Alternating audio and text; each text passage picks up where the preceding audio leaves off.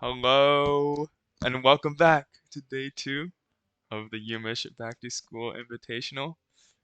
I'm one of your casters for today, Justin, also known as Wild Rose, and today I am joined by a special guest. Hi everyone, I'm Luke McMack. I've been the organizer for this tournament and excited to be casting with you today, Justin. Awesome. Luke is an alum and also a former Hearthstone varsity team player, so I'm very excited to have him back on stream. You may have caught some of our streams from this past school year with Luke, so glad to have you back. Thanks, Justin. Yep.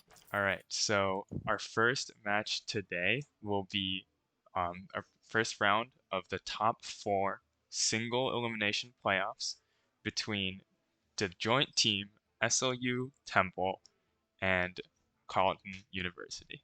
What are your thoughts going to the match, Luke? Uh, First of all, they're both birds, so just wanted to get that out of the way because it's going to be stuck in my head all game. Besides that, on the Hearthstone side, obviously, two very strong players that you and I have had the experience playing against in TESPA and other competitions. Pulling up their lineups real quick, one of the decks that has stuck out to me this whole tournament is that Anaconda Druid, um, brought by Super Chicken and Carlton, and that's been a really strong performer. Something that I definitely wouldn't have expected going into this tournament. Yeah, exactly. It's crazy to me that actually both of these teams chose to bring Right, the Celestial that's right.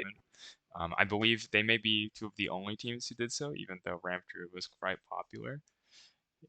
And yeah, may have caught it yesterday on stream, but this is the very greedy Celestial Alignment version paid off as we saw a 32 damage combo of Brand Right.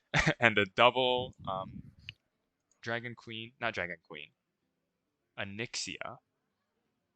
Hold The on. Alex Her name's Straza. Alex Straza. Alex Right. Straza, the Lifebinder. Right.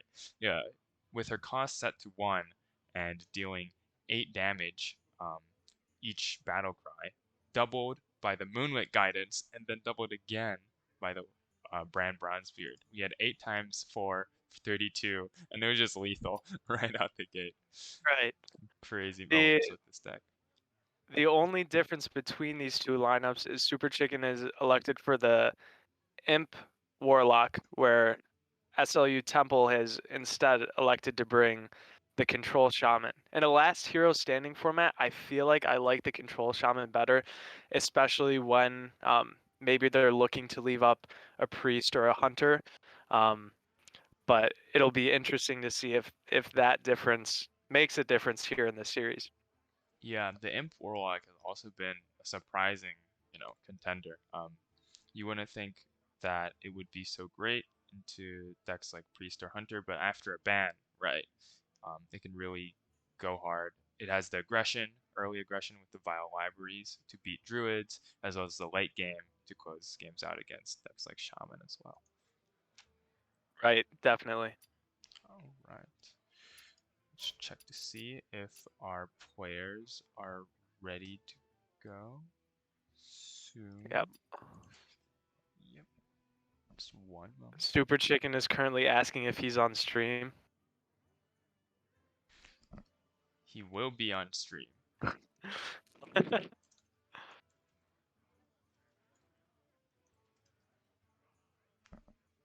Oh, Super Chicken. There's been a slight miscommunication. Looks like they didn't realize that the 1 and 4 seed match was first. Um, the 2 and 3 seed match is actually second. So just average Hearthstone player things. Don't worry. Yeah, I'm here looking in the Battlefy waiting to see bans, and The bans have not happened yet. because Chicken is not even checked into his match actually. In fact, he really needs the 1500 XP spectator friend quest. So it looks like that's his current mission.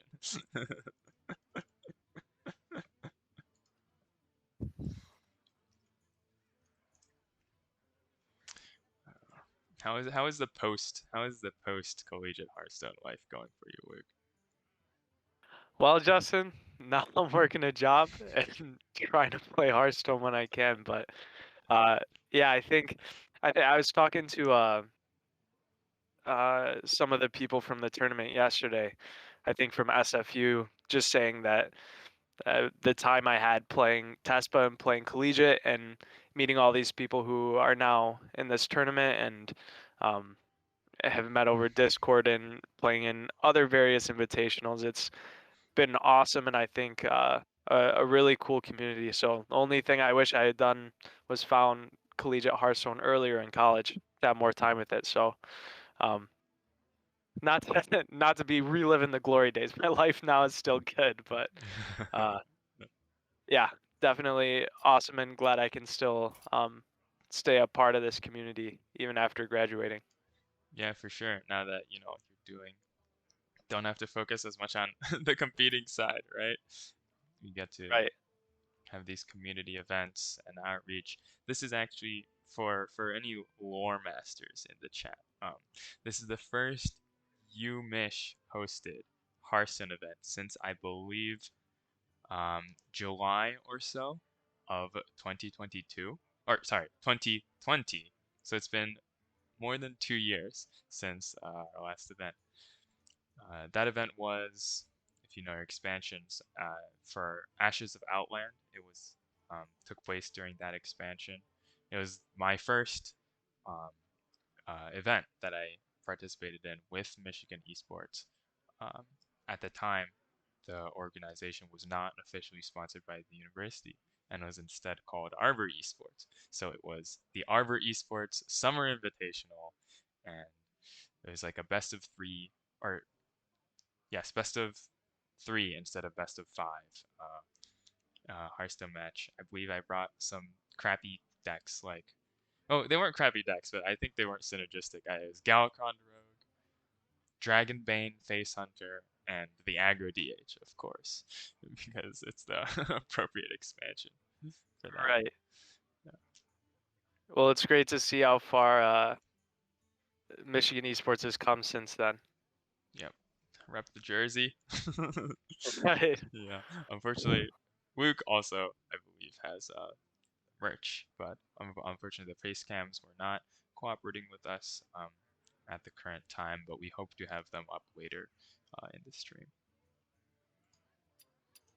I'm glad to see Super Chicken currently playing a friendly match that is not for this tournament,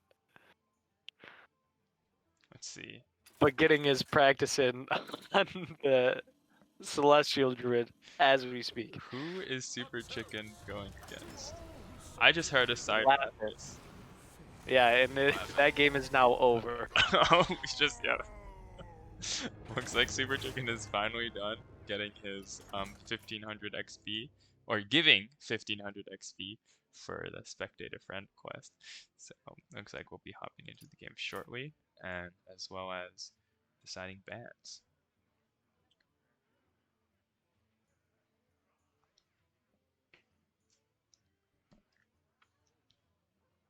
And it looks like the bans have come through. So for Carlton, they have banned SLU Temple's Priest, and SLU Temple's has elected to ban Carlton's Imp Warlock. Ooh, So respecting the Imp Warlock, the one difference in these two lineups, and I think that ban makes sense.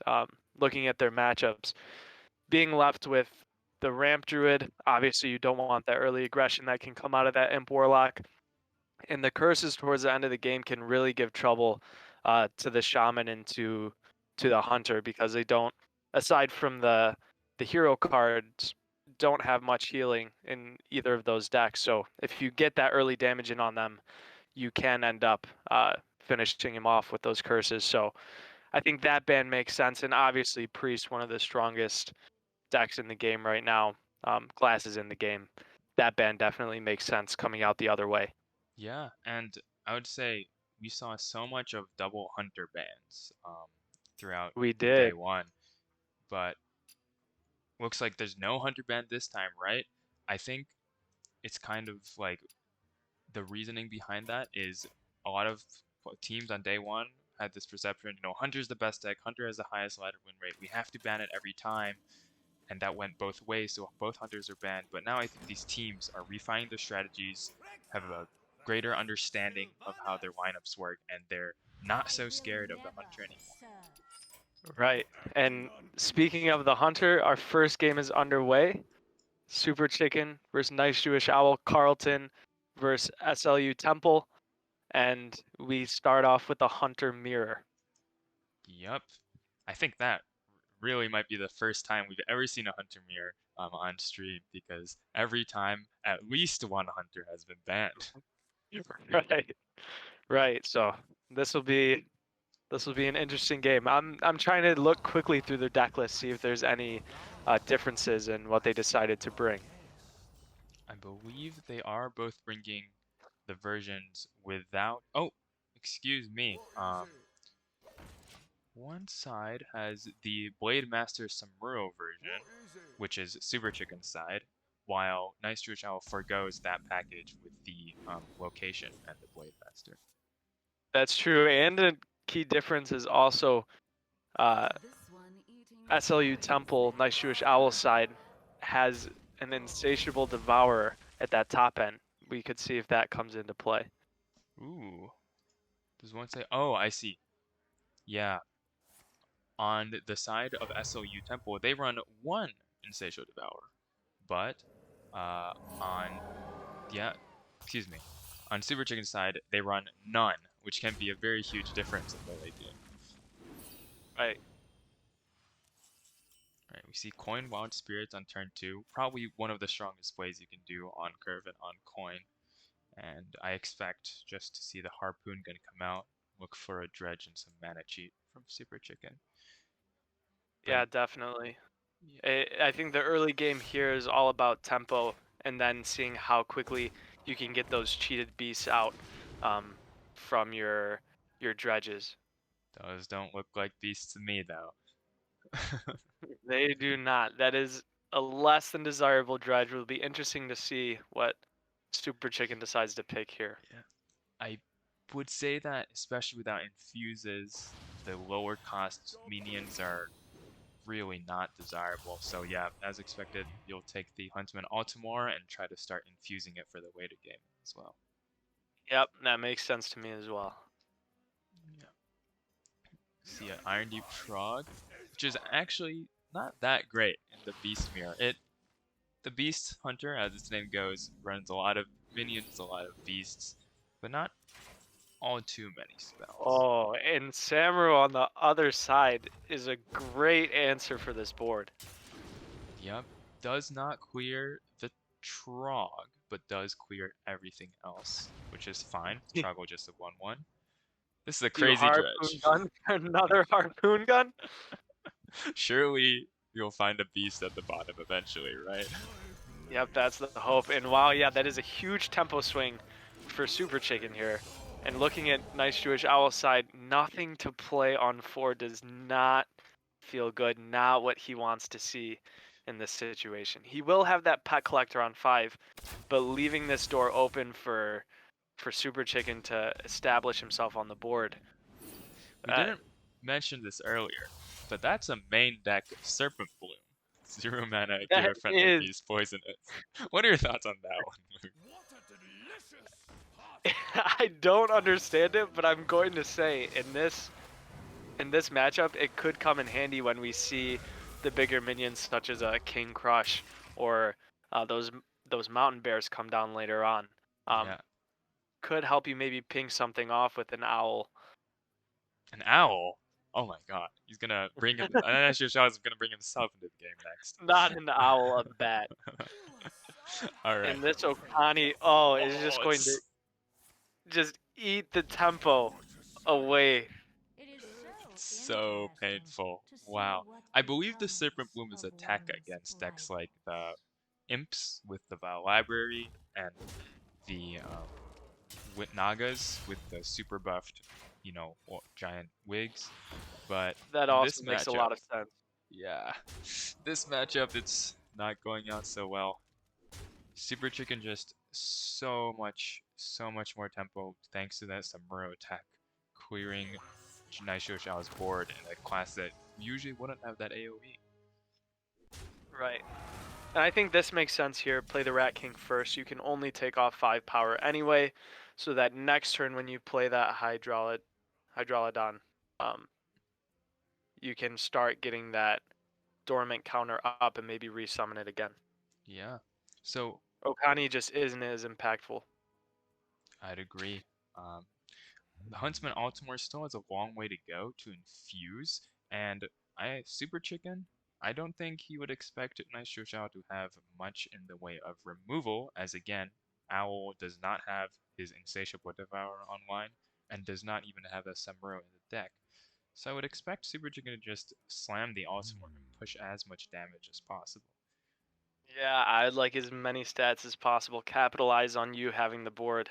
Especially without that cheat early from the harpoon gun, it's going to be difficult for Owl to swing turns. And we also see no Samurai on his side as well. Super Chicken will take a slightly slower option, but almost just as much power on the board, actually, putting 5 power on the board immediately. Right, and this, I guess this makes sense as well because you can set up that dredge for the following turn, assuming your Saber dies. And to be Oh, fair, what did he take? no matter, yeah, wasn't able to Snap see the that Wild dredge. Spirits. Took us Wild Wow, yep. Spirits with that dredge. Yeah. Naishu will have 6 damage worth, and Eh, 6 damage is not enough removal yeah, to get rid of this Hunter Owl will board. decide this is not worth playing out, and we'll go to the next game. So Carlton taking game 1, pushing SLU Temple off of their Hunter. We'll see what they counter Q with. Yep, I would expect that. I believe their priest is banned, correct? Mm-hmm. Yeah, so I don't think the ramp druid is going to be of much use against the hunter. I expect SLU Temple to come out swinging with the shaman for sure. Yeah. Oh, and they do go with the druid. Okay, what do you think their thinking is here? I, so this is very interesting. I'm not so sure. What about their druid? It could be comfort, right? It could be, uh, or maybe there's also some more power in the druid that we're not seeing. For example, unlike the normal ramp druid, this celestial alignment version also runs gold Sharon nulls, so that's a useful tool to help contest the board in the early game. So I'm not Yeah, and gonna count them out. looking at the some of the matchups statistics, it actually both both the control shaman and ramp druid are favored into a beast hunter, or slightly unfavored. Sorry, into a beast hunter. So interesting. I feel like I would have expected the control shaman to um, take that matchup, but I guess just so many consistent threats from the hunter, uh, that makes sense that it could be favored in that matchup. Oh no. That's a super Oh chicken man. will peasant on one. The question is, I'm a personal believer in coin coin hero power, the peasant, unless you have a very good reason not to. Yes. 100% with you here. This I just don't think you can let that stick knowing Doggy Biscuit exists in the deck. Yeah, one doggy biscuit, one loss, and Nice Right. Show is aware of that. Yep, very smart play. And Oh, oh, some painful follow up to have a turn 2 play, but Nice Show's hand is not bad by any means. He has Nourish, first of all, and he also has Guff. The only thing missing from this hand to make it perfect is a Wild Growth top deck. Oh, next turn. right. Yeah, a lot of ramp on the other side, so as long as he can survive this early game, it's going to be really difficult for Super Chicken to start dealing with these turns where he's just got access to so much mana. Is he gonna dredge the Denathrius? Doggy Biscuit certainly not. I like Denathrius here. You just start building up that infuse. Yeah, the Castle Kennel is kind of slow and awkward. Oh, I believe he Oh, dredged up another Doggy Biscuit, okay. traded away to Doggy Biscuit to grab the Doggy Biscuit again, but it did give the K9 Tron Rush. I see. I Yeah, just the trade there does make sense, but yeah, yeah. maybe he just thinks he needs to end this game before Denathrius can even come down. Oh, innervate from the aquatic form dredge. That's huge. That allows him to play Guff on curve or ahead of curve, rather. Um, That's if this Okani does not come down to counter something. Okani on 4 can be very difficult for the Druid to deal with if it doesn't have access to something like an aquatic form or a cheap spell or minion to test for it. that is true. I'd also like to point out.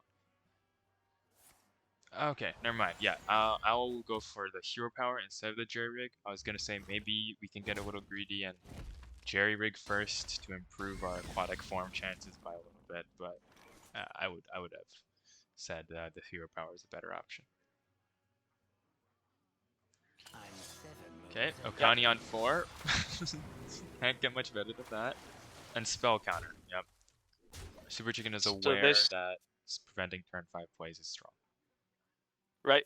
So we'll test with Innervate, get the bad news, which will delay him for a turn. Yep, But to be honest, Super Chicken does not seem to be developing that much pressure that early. So unless he can get it going, um, this ramp is going to start piling up, and those swing turns later in the game for the Druid are going to start coming online here for SLU Temple. yeah, this is part of why I would have liked to see the Denathrius dredge earlier, because Super Chicken was always going to play Okani on 4 anyway. And the Doggy Biscuit now on turn 5, I don't know if pushing, you know, 2 extra damage here now is going to be better than the late game that Denathrius offers. Definitely a hard choice for sure. Yeah, in the same vein though, if he doesn't pick that Doggy Biscuit, he has absolutely nothing to play on that turn. That So is definitely true. yeah, So, just getting those 2 9s on the left side of the hand is going to be difficult.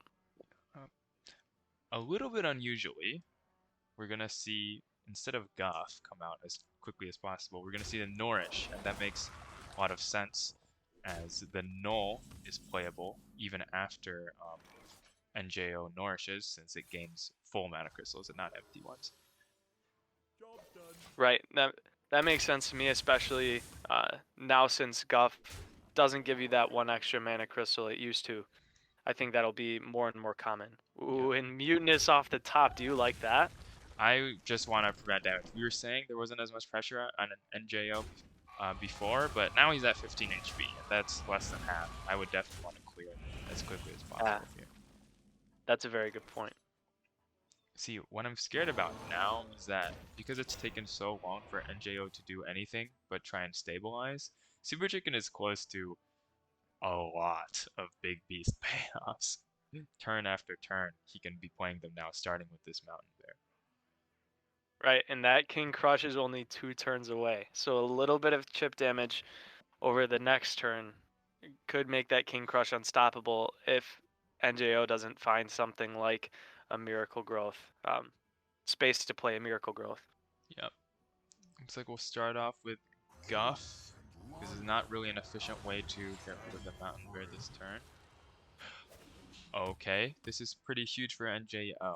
He has both Devours, Insatiable Devours in hand now, and they'll be pretty easy to infuse. Okay, and there is Mad Duke, Rat King or Eichmann? Theotar. You don't want to steal the King Crush here? Prevent that 8 burst? Yeah, there's no taunt on the board, right? So maybe we just want to prevent 8 burst. But the Eichmann is difficult because it's one of the few cards that can make a board that the Insatiable Devourer cannot deal with. Yeah, and that is what Nice Jewish Owl seems to be thinking as well, as he picks that and gives the Hunter a Wild Growth, which at this point in the game is not going to be all that useful. Yeah, but I also do, looking at it from the perspective of NJO, imagine playing Theotar into your opponent's 3-card hand and seeing Eichmann, King Crush, and the Rat King. Right. I wonder what his reaction was. Definitely not one that was very happy. Aquatic form. Oh, I think he was really looking for something that could get him armor like those earthen scales. Yeah. nature spells in hand. Imagine, Uh, no cheap ones in hand, so can't combo with Topior this turn either. right? Imagine if that is Earthen Scales, he can slam the Infused Devourer and gain, what is that? 9 plus 4 plus 1, 14 armor. I think that would be a stabilization that would just get Carlton out of the game immediately.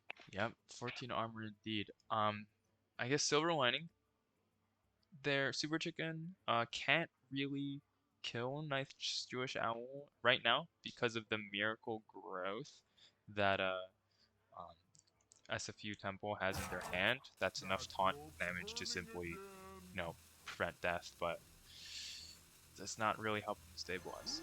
We're gonna see a Bran. Oh, Bran Mutinous! Oh, and a Bran mute! Mutinous! Oh, wow! Oh, I can't believe I Okay. didn't see that.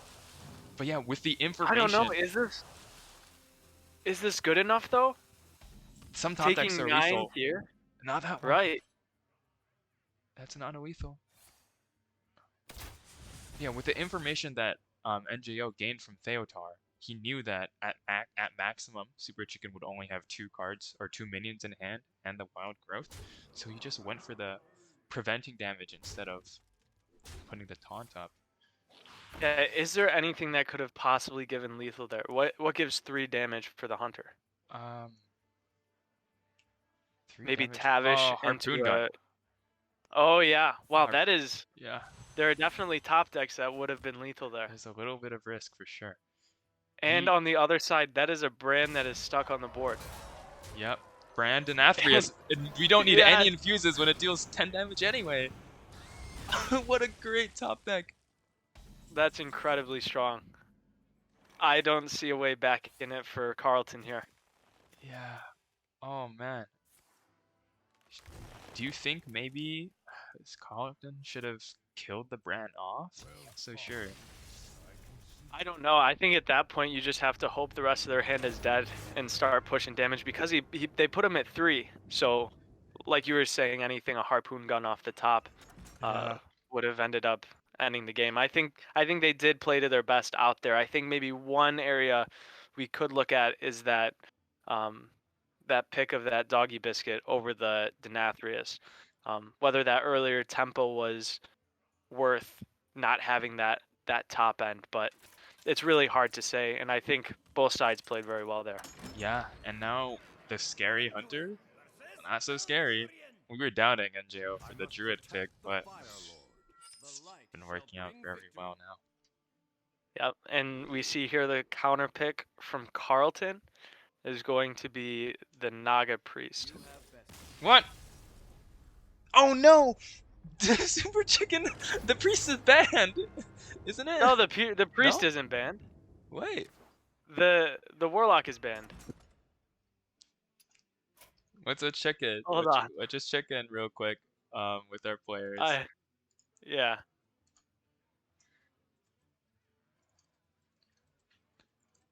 Uh let's just make sure what's happening with the players. Hopefully there's no disconnects or crashes or anything like that.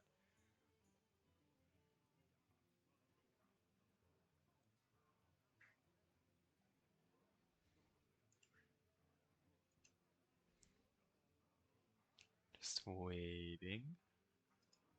Yeah, Oh, quick moment to check in. and I can also update the score while that's going on real quick. The score is it's tied up with 1-1. Excuse me Oh, for the delay in that. perhaps that's the wrong list of the priest. I see. Yeah, because now Super Chicken's browsing the collection. It's okay. We are a friendly tournament. While there are some stakes, $60 Amazon gift card for first place. We're not gonna be too harsh on it. It's pretty clear that Super Chicken is not playing for an unfair advantage. So desperate for this 60 card, Right, and that $60. starting hand from Super Chicken seemed reasonably strong. We saw a handmaiden, the Priestess Valish, and other cards. So this version is actually the Bless Priest, not the Naga Priest. So seeing all those Nagas in his hand, I think he realized something was up. So this Yeah. version of Priest, much heavier on spells, looking to make that one or two boards that the opponent just cannot answer, going as hard as possible with Radiant Elementals in one turn. It's leans toward a combo deck, right? Just trying out its relatively fewer minions and making a unbeatable board as quickly as possible. Does Right. NJO run a Starfish? He does run one, but not that it's too powerful against the Boon of the Ascended, which makes the minion from the Boon of the Ascended has those stats by default, so silencing it will only remove the taunt. and and there we saw Carlton look to play their second switcheroo, but had drawn all 5 of their minions. Yeah, probably just playing it to play it because playing it to juice the Handmaiden actually is what's happening Right. here as a spell. Yep. And that'll work out hand space wise as well. There'll be one card over, but seeing both of the boons in hand, I don't think they're too concerned. And here they can dump a gift of the Naru if they want. Yep, or even a Whispers of the Deep because there's not much to remove. And either way, yeah, as you said, all minions are already in hand, as well as a Boon of the Ascended. The only really missing piece is some wigs to end, mostly just the wigs. Yeah. Okay, we're gonna see Yeah, Gift of wigs, the and Naru then used. maybe they still need that bless, right? Yeah, For that top end. yeah, but obviously, yeah, Bless can come after the combo turn itself as well. That is true. I'm interested. I wonder why they use the Gift of the Naru as opposed to the Whispers of the Deep. Perhaps they do expect to use some removal against the big taunts that NJO is putting up now.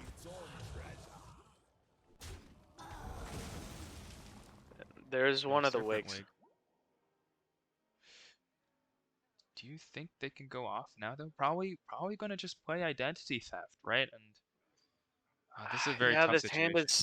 this hand is so awkward from Carlton. It feels so close to, but so far in terms of Right. going off on the spells. Okay, we're gonna see one Radiant. Okay. Juice of the Handmaiden to draw. All right. This makes sense. This is how you get out of this situation, right? Yeah, just top deck all your buffs, right? Well, this will be enough. They can cast 2 boons, so even though it might not be right, can they? Oh no, only at 5 mana. They cannot cast both of them. Yeah, not enough mana at the very beginning to play a second Radiant Elemental either to help in that regard. But this might just be enough for them. On the other end, the Insatiable Devourers do come online this turn though. Yeah, We see that sitting in the opponent's hand. So if that Devourer does come down, it's got to be this turn or nothing, it seems like, for Carlton to find that bless and end the game. yeah, but Carlton has used both Sutarus and both Handmaidens, and there's no way to draw anything because nothing's taken damage for Gift of Naru. Except for that identity theft. Except for that Identity Theft. It's true. Okay. Oh, Naru could draw, but then you'd be taking stats away.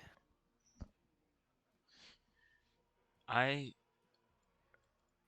I think the only viable option for the Discover aside, for the rest of this turn, I think all they can really do is Boon of the Ascended again, because they need to play around the second Devour, and JO has in hand right now. Right. Is Gift there of the any Nari to draw. chance? Is there any chance from Super Chicken's side that they think that they have a infused Devourer on the other end? I think not 5 minions have died yet. No, right? Okay. I think you're right. Certainly less than 5 minions. So I don't think Super Chicken needs to play around the fully infused Insatiable Devour at all. Right. With that second Devour anyway, though, and then it swing into the 1023. Hmm. I I don't see much of a way. Yeah, that's why they took the Gift of Nara to try to heal. It technically adds 3 damage, right? When used Mm-hmm. along with the Bless, but I don't see any way they can get up to 31. Thrive again. They're looking for the silence there. Yep. Yep, Shard of the Make Naru. those Devours 4/4s. Identity Theft. Yep, Miracle take Growth makes draw. sense. I would Ooh, Moonlight Moonlit Guidance. Guy. Yep, Moonlit Guidance is also playable this turn, but they may try to hold it next turn to be greedy with some buffs. This is just You know so what is? rough. Focus. No, that doesn't do anything. Oh, the second Whispers of the Deep would have been a full clear there with the silence. Yeah, yeah, you're right. That's what they're going for there. I think you can take the Bless, right? Oh, they want the Focus Will. I guess They that can makes put, yeah, sense. they You can need the add juices 3 anyway. HP to the Yep. 10-12, Okay, I like that. and they're not gonna do it again. That's not very useful. But There's Denathrius. this It is doesn't it doesn't do too much right now. it does not, and NJO does not have a way in hand right now to fully clear the 10-15.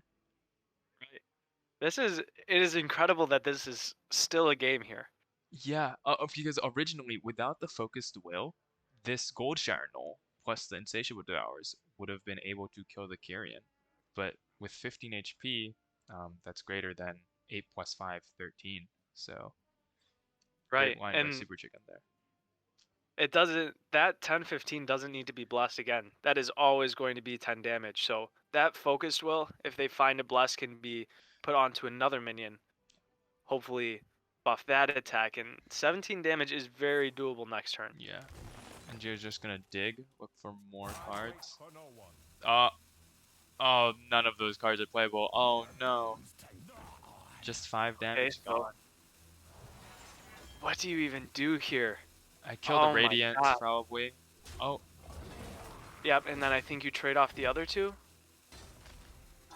yeah, Okay. trade, reduce the health of the Kyrian so that it can't They do as much damage.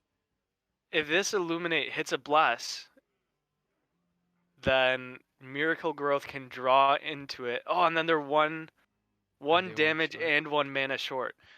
No, Illuminate discounts the Bless by 3. Yes, but they'd still need to focus will. Um, They'd be at 14, right? 14. I, does using the hero power help at all? I mean, they can't. They would need a way to draw into that bless. They don't have Oh the yeah, mana yeah. to do anything else. They're exactly 8, not 10 mana. Excuse me. Oh Such a yeah. difficult spot. They need just 4 more damage. The Miracle Growth will also put a 5/5 on board. Um, Yeah, it could be relevant. Again, actually no direct removals except for the 7 damage Sire Denathrius in NJO's hand right now. So and again, looking at the other hand, normally when you see that Druid get to 10 mana, it is pretty scary. They're running out of time. They got to swing face. There we go. okay, they got the damage off. Uh, yeah, no, none of these would have been very helpful. But uh I don't know. Should they have played the Illuminate here? Like, why didn't they? Maybe just run out of time? Or it discounts their powered fortitude a little bit more? Right. Maybe that's what they were thinking about. Yeah. Okay. Looking again. Don't have the mana to play Raid Boss and Nyxia anymore. Mm-hmm. Do The another Null. dredge. Null, however, is a lot of clearing power. They can clear off. What did they dredge? Oh, They it dredged doesn't raid draw. boss. They Oh yeah, did. Okay. The null wouldn't draw though, so because that it's that makes 10 sense. cost in deck. Yeah. Okay, This is Gateway just Attendant gonna of be their own. game. That's this isn't enough. Wow. No Scales of Onyxia. No No removal scale. drawn from the Druid. And that's it. That's game 3. Going Wow. to Carlton. Wow, what a grindy win from that priest. That is not how you normally see those games go at all. Yeah, that was just such a uh, that single Kyrian who stayed alive for so long, and all thanks to Carlton recognizing the damage breakpoint, casting focus to go on it. That's crazy. Right. And now it will be all up to NJO's Shaman. Now this should be the counter pick for the priest. I So believe this is like an 80-20 matchup in the statistics in favor of right. Shaman. Yeah. However, it's happened to me quite a few times against our very own tournament participant, Molstar on ladder, was playing him, and I guess they don't have Theotar here in this deck, but sometimes you're able to steal away in other versions of this deck, steal away that evolve, or devolve, and then there's not much that the shaman has to answer besides freezes Yeah, for your board. But we but don't see that here in this priest, so. hmm generally speaking, it just freeze, freeze, freeze. You find a devolve. The Kyrians do get smaller, unlike the silence effects. They do get much smaller when you devolve them by mana cost. So, excuse me, it tends to be a very effective answer to run the Right. priest out of resources. Yeah, it top 1000 legend HS replay is showing a 65% favor for the control shaman. But that being said, 35% unfavorables happen 35% of the time. So Yep, definitely could end and here at this game. and potentially more often with a player like Super Chicken at the helm. So Right. Murloc Holmes, Oh, you have to guess which card started in your opponent's current hand, starting hand, and deck. I did forget the order, but it does tell you in game. oh, but Oh, that first pick on that starting hand was incorrect. This early on in the game, it can be very difficult. But at the end of the day, that's a 3-4, now a 4-4 on the board. So yep. It's a minion for 3 mana. The 4/4 actually ends up clearing it. If it didn't get the buff, right. it wouldn't have been cleared. Oh, maybe that's what the maybe Nice Jewish Owl forecasted that. And that's what the emote was. Yeah, looks like we'll just be playing locations. Control deck starting out very slowly, right? Literally just a bunch of totems on the board.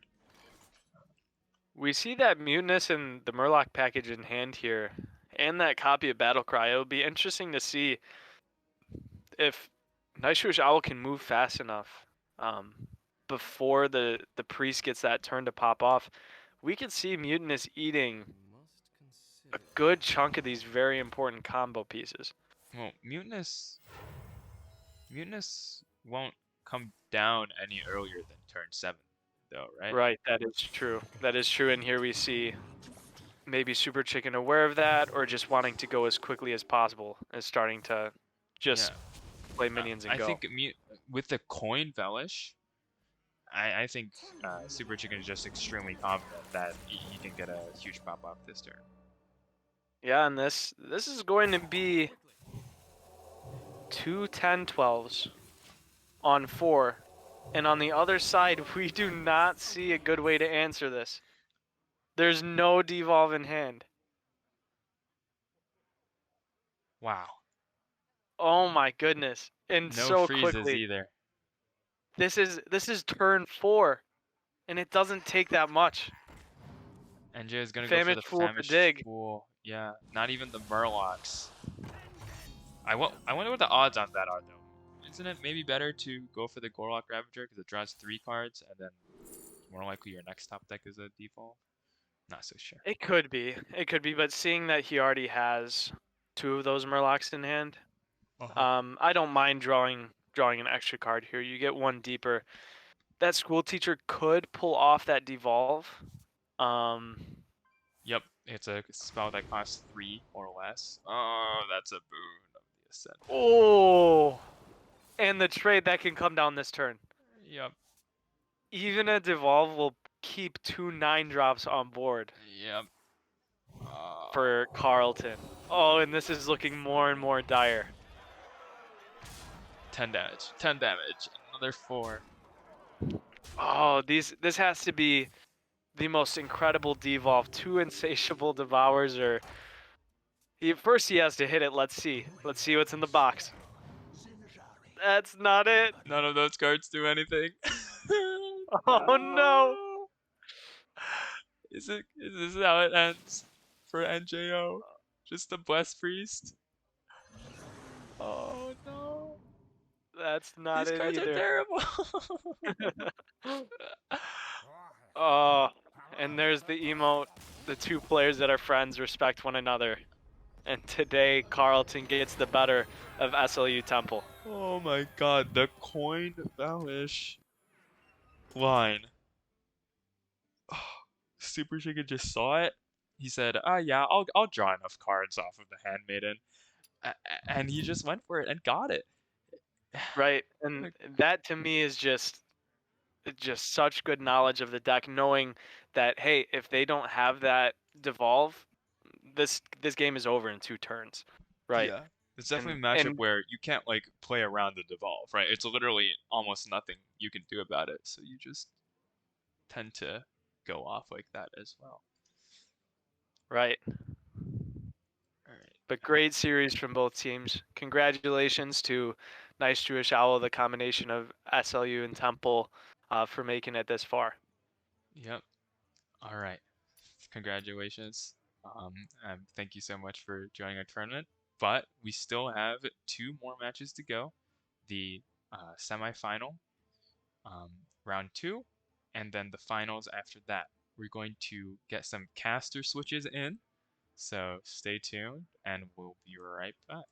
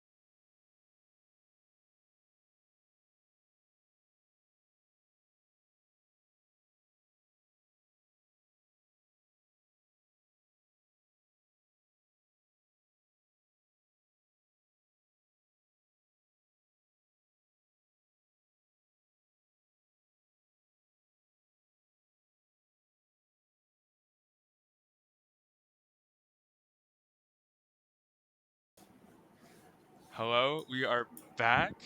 It's the same casters again, but this time it's going to be a quick winners interview with Derek, also known as Super Chicken from Carleton University.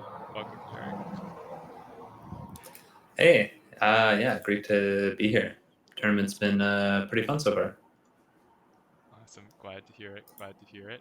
Um, I like to open up with a question that's been on my mind and perhaps been on our viewers' minds as well. Um, do you think that the Celestial Alignment Druid was a better pick than the Ramp Druid? And what was your thought process behind bringing that version? Don't laugh. um, so we had like kind of three decks that we felt pretty good about bringing to the tournament. Like we were like, okay, we definitely want to bring like Priest, Hunter, Warlock. Those feel like we felt pretty confident about those. And they're like, oh, okay, Druid's pretty good and covers like the rest of our matchups that we want to hit. It was kind of similar to Demon Hunter. It was kind of between those two that we were thinking about bringing. And I was like, oh, I love Alignment Druid. Let's bring that. That seems more fun. Um, yeah, not much more to it than that. Yeah, I'd say that's Well, about it. it's I'm sure like there is like some difference in terms of matchups. Obviously, like even without disrupting your opponent, alignment is still much more of a pop off deck than Ramp Druid is. So I'm sure it goes a decent bit faster, and it's probably a lot better in like the Druid mirror.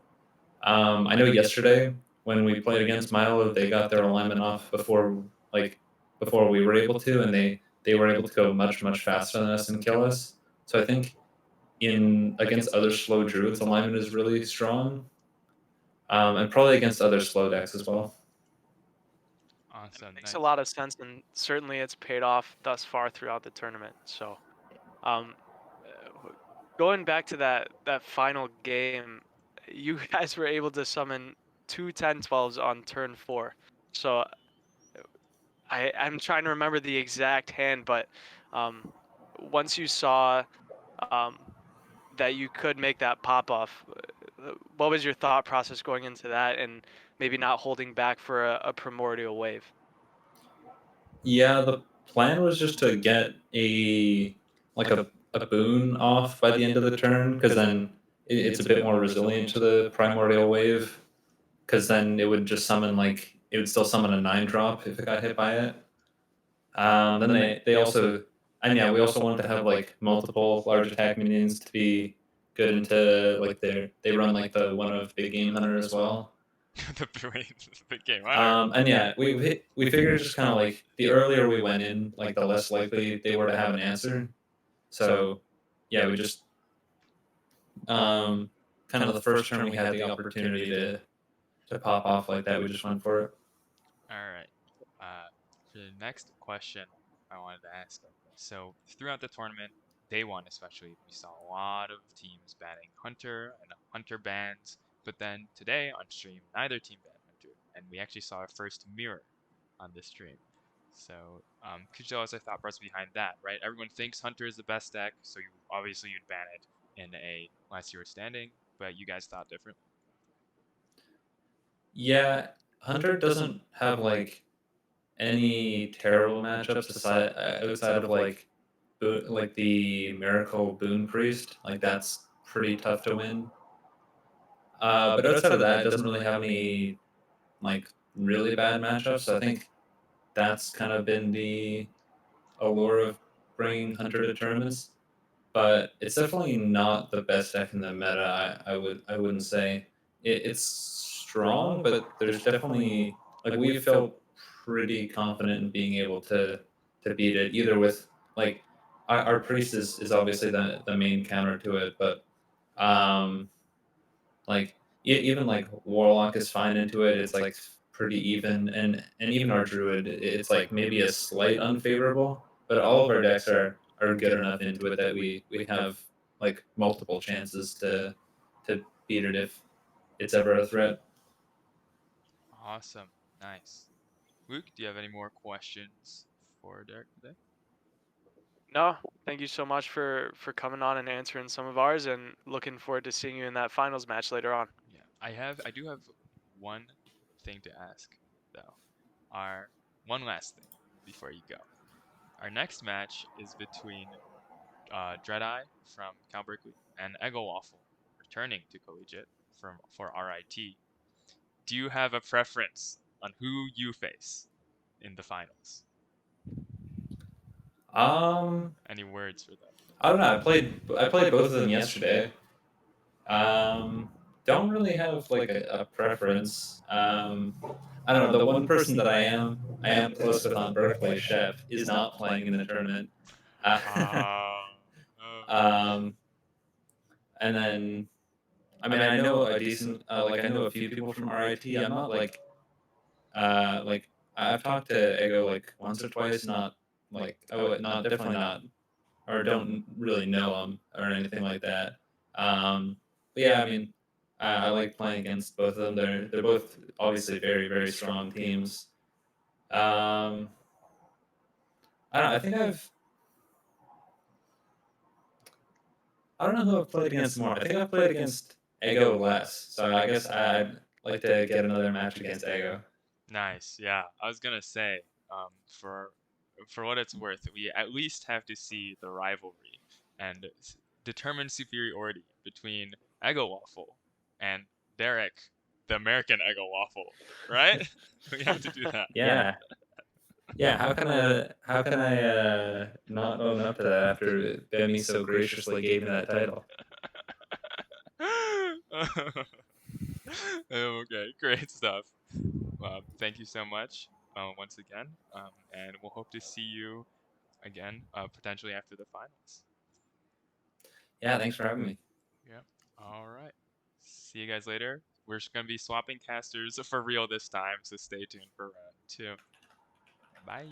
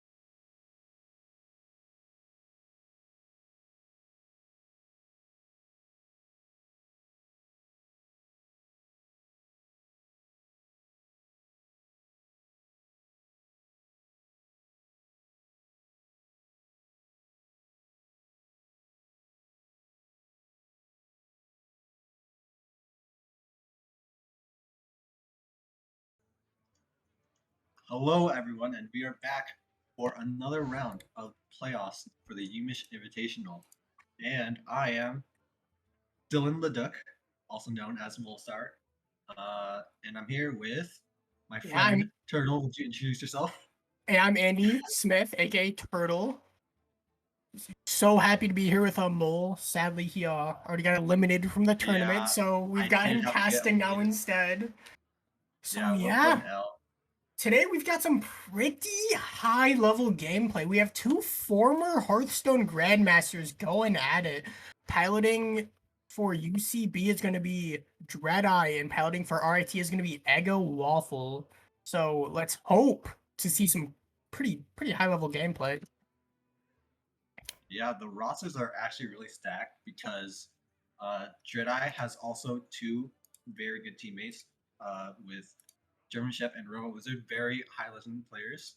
And Like then they we have have three insanely high legend players and like a former grandmaster. Like what is it? yeah, Collegiate Hearthstone is getting insane I mean, talent. yeah, that's like how I got eliminated. Like Collegiate Hearthstone is too good now. Even a rank 4 currently player like me got eliminated. I was second to last, uh, including people who dropped. So we can see how much the skill has gone up.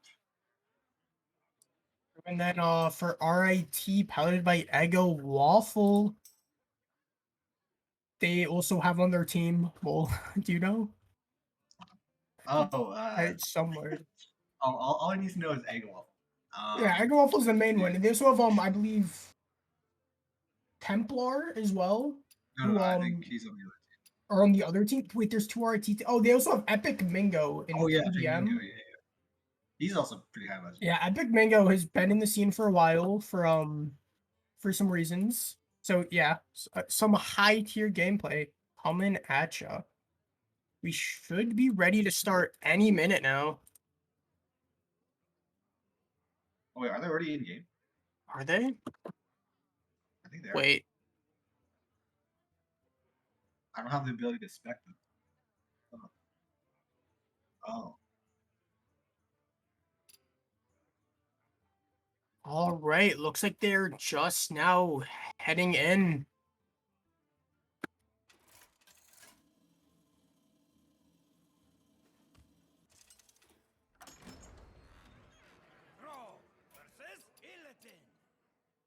This ends now.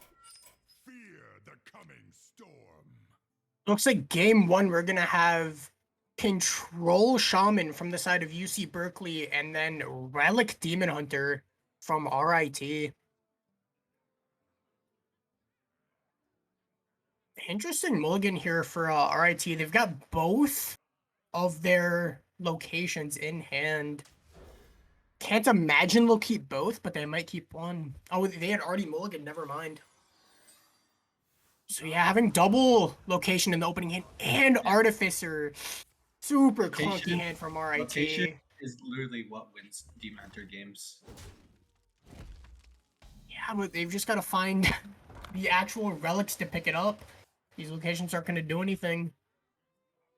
Pretty nice hand from the Shaman side as well. They've got their own location into Sleepbreaker just for some tempo. They can also coin out this Wild Paw Cavern next turn or just save it. Keep hand space up for the Null that they just drew.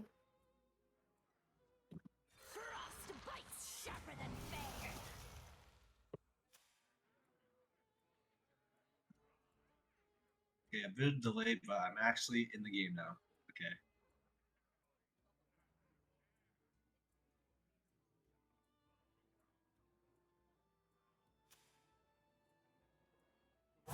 Little time. Okay, so this looks like a coin Wild Paw Cavern next turn for the Shaman. So unless they want to keep their hand for evolving Null, maybe. So that's something to think about. Yeah, the fact that they already have this Muck Pools on the board, that Null has a really high value. Yeah, but you can't get it off next turn, so it's Gonna be weird. pretty It's weird. awkward. I think Wild Paw Cavern is so good against DH though, like freezing their hero every turn. So I think that's way more important than evolving Null early. Yeah, I would agree. Now it seems like RIT is trying to figure out if they want to go Felbraz just to clear off this Sleep Breaker, or if they're just gonna hang on, just hear a power pass. Yeah, it's actually really awkward because they have like no development and they only have another relic vault which doesn't do anything for a while. Oh, and they're just gonna play it out, yeah. 2 relic vaults on the board with no relics in hand. The second they Now they just start go. drawing a relic, though, their game plan kind of gets turboed, but until then, not doing too much. Ooh, the Clownfish pickup. That could be something if they don't want to coin out the Wild Paw Cavern. Just preserve that coin in hand. This will allow them to play Null next turn if they choose. Yeah, looks like that's what UC Berkeley's planning on doing here, just going for the evolving Null next turn. Oh, and a weird draw. Yeah, like a they could vault. consider templing out Bran here, but I mean, it just gets eaten up by Goldshire Null.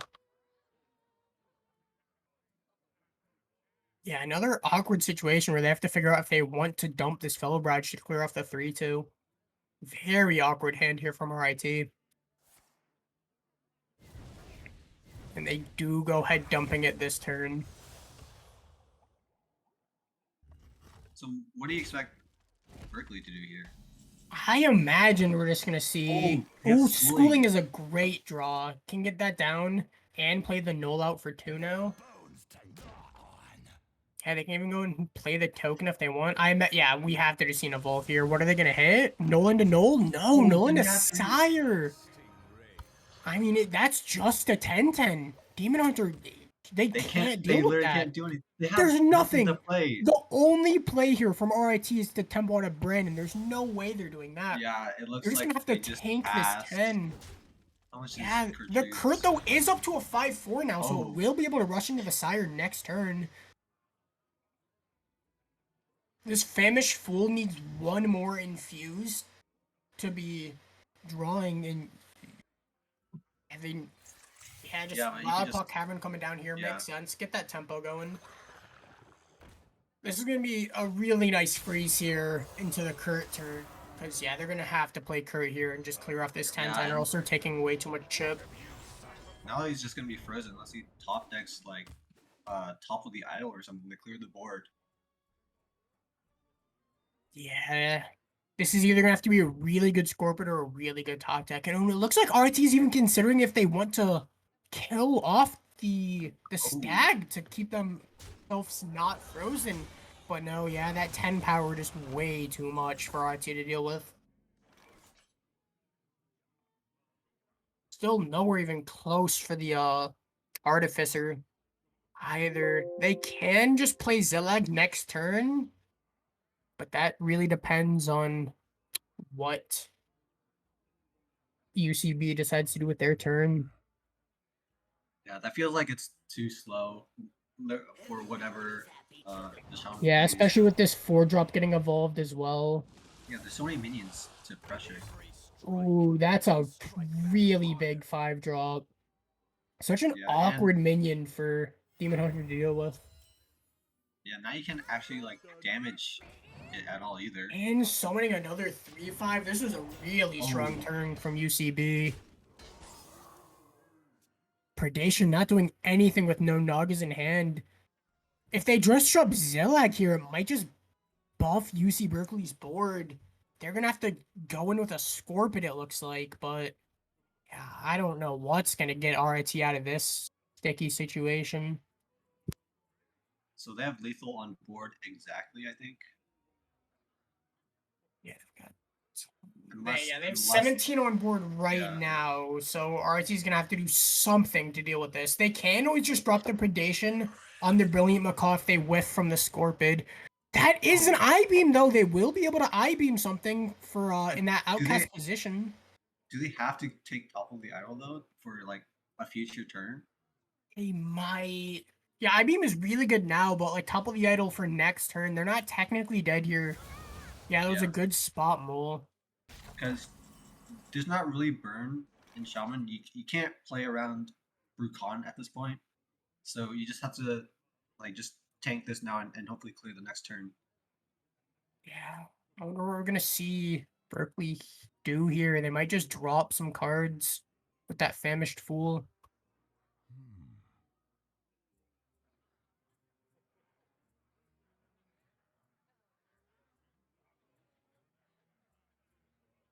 And yeah, like now we're really starting to see that opening hand for Demon Hunter take a toll. There has not been a single card from their opening hand that they've been able to play. Wait, are they thinking about Glug so that if they kill something off with the Scorpion, it gains the stats, right? That is true. But I mean, it doesn't get any appendages, so that's kind of sad. Yeah. They might just be trying to draw into Brucon, and yeah, that's what it looks like they're gonna do here. Just draw some cards, try to get Brucon in the hand for some burn damage. Yeah, but this opening hand from RIT, both Relics, the Zillag, and the Artificer, none of it has gotten any value this game. Yeah, I mean, I did say Relic wins the game for Demon Hunter. They actually have to... Or the Relic Vault. They actually have to hit the other relics, though. Velbrush as well. This is gonna have to be a wait, really wait. good topple. No. Ooh, okay. I mean, that was there's a like Relic game. of Extinction, but that means it's only Yeah. doing 1 AoE, yeah. I believe they picked, Eldrachi Warblades, only 3 damage, not anywhere close to enough. And that is going to be UC Berkeley taking game 1 with a pretty easy game. That Demon Hunter did not really do too much to fight back against that Shaman's board presence. But now they have to beat Shaman, right? But it looks like they don't have a main counter key for that because they have Blessed Priest, which is, I would say, slightly unfavored. Like, you can get there, but like if they have Primordial Wave, then it would be very difficult. And then after that, they only have another Shaman for a mirror. So they might just have to queue that and go for 50-50. Yeah, I think they have to just flip the mirror here, because as you said, like, they're just single cards in the Shaman deck that completely shut down the Priest's game plan. But no! RIT disagrees. They do end up going with their Bless Shaman. Okay, when I say unfavored, I would still like the matchup because it's only one card you're really playing around. And like if you can go turn 4 or 5, they don't really dig for that much at that time because like they don't set up that much on board for them to like even kill one of the taunts if they play it. Oh wait, they rolled away their full hand though. I did see a Radiant Element. Radiant seems to I be feel one like of that's the how you win the premium game. cards. Yeah, maybe there was a different card in mind that they were trying to fish for. Oh wait, Berkeley just top deck a Bolner, so I think they just dropped that. Yeah, Tempting on a Bolner. There's no real way in this Priest deck to punish that Temple Bolner. They would get like double School Teachers, double Clownfish in the next coming turns. And yeah, nothing really for RIT to do here. They're just gonna have to take this extra battle cry value. But getting Bolner value on Clump is actually huge too, because they can drop like so much stuff if they draw the right Murlocs. Yeah, for real.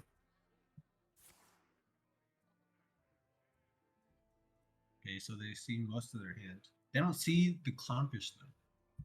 Yeah, the Clownfish is pretty scary, but yeah, taking a School Teacher and has a chance for another School Teacher though. It might just be Ooh. Goldshire Null though, yeah. Oh, Null They is good. will be able to play Null next turn. That's a really good pickup from RIT.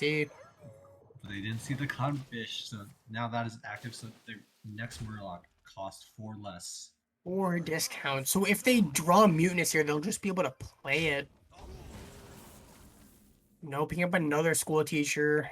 Now they have the decision if they want to go School Teacher or Wild Paw Cavern, but I believe it's just a pretty easy Wild Paw. Okay, but RIT. Oh, they drew the Handmaiden. That's like the last thing they needed for a hand. But they also have to juice it up. So I'm seeing a turn 5 or 6 play for like going in. Looks like turn 6 though, because they don't have enough spells to like juice their Handmaiden. What did they like choose? an easy Farsight. Yeah, Farsight, Farsight, just yeah. getting a bunch of mana cheat. Considering saving it for Bran, it looks like. But yeah, the Noggling from IT though is going to be pretty good. We'll be able to clean up a lot of the board. Won't do everything, but still will be able to clean There's a up free lot. Primordial Wave. That's a really good hit. Primordial Wave, as Mo was saying earlier, the premium card against this Blessed Priest. It looks like the Handmaiden is, I believe, at 0 like procs, so they can't really go in here. Oh, they now see! Now they have the info of that 0 mana Primordial Wave. okay, so that's info. Like, but the only difference you can play around it is like you can hold back and just try to get a 10 cost minion on the boon. But other than that, you can't really do much knowing that info. Yeah, this null right now is gonna be, I believe, 1 mana after it discovers. Or maybe you can leave a null up so like it becomes a 9-drop as well when you play it on your turn. That's also a possibility. That is true. Yeah, this is a tough discover.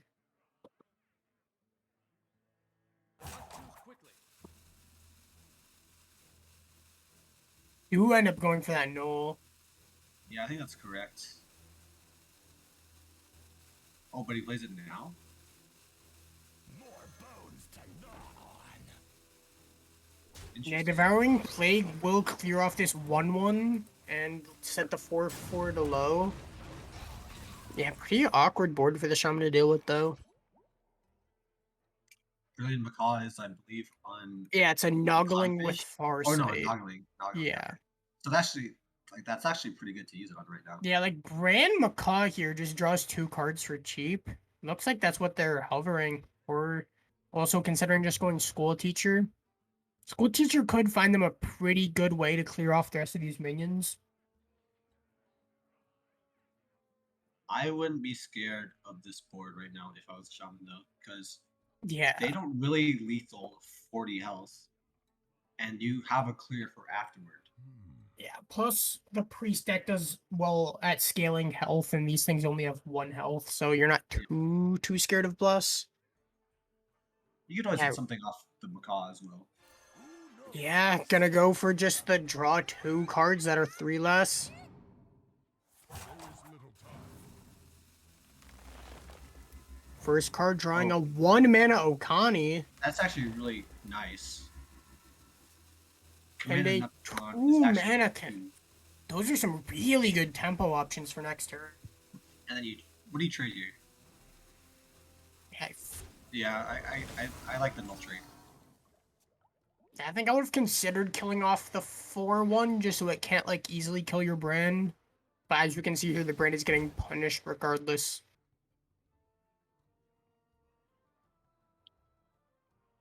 So 1 card off this Handmaiden.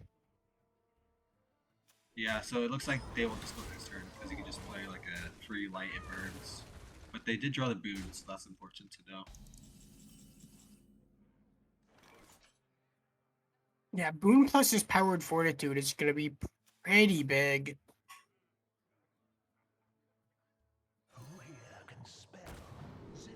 You're dropping a School Teacher finds another Primordial Wave. Another primordial wave. They need it though. I mean, probably. Primordial Wave is just I so would nutty take in it, this matchup. because Yeah, plus you the other could- 2 options were yeah. really bad. Yeah, they don't really have any way to clear this off outside of their own command, the Neptune. Which, I mean, it's only Yes. 2 mana, so it doesn't feel as bad. Oh, but then you can Alkani, and then it gets really awkward because they need to silence it. That spends a mana. Although they don't have it in their hand.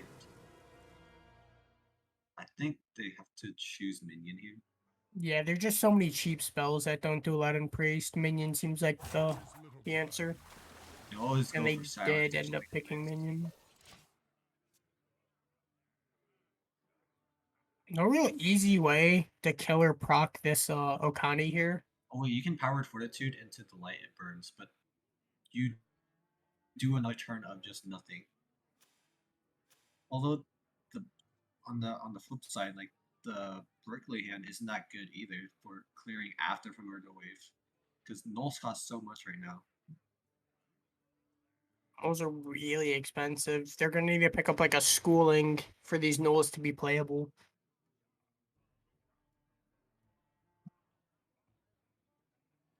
Okay, so we have caster vision as minion, but I would always believe that it's minion to counter, like, so they don't, to make sure that they don't go off. But other than that, like, you can clear with fortitude and the light of burns, and then you can also draw with handmaiden if you want to. Okay, wait, Belish.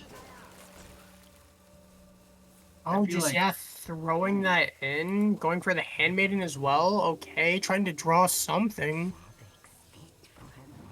I feel like this is a very unconventional play. Switcheroo, they can't even play. Yeah, this turn seemed pretty weird. I mean, I can kind of see it because, like, they have 8 mana now, but at the same time, I feel like you can't do that much with, like, you need a full another set, like a whole another set of mana to do all that you want to do in a turn. Because now you can't ever, like, boon twice on the same turn, really, unless you have like 2 radiants. They don't have it.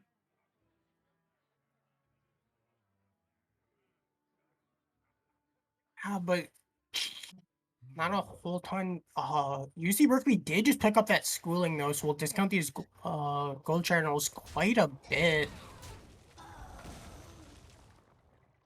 They could consider just dropping a primordial wave for tempo, just That is very true. to evolve their nulls. I'm not sure if that's any good, but they can go like null evolve here. Yeah, it looks like they're not gonna do Nice that. blow. Interesting play though. I might have considered just playing a null alongside that, but they are just saving them probably for the primordial wave Yeah, or I just can agree with removal if that. they need it.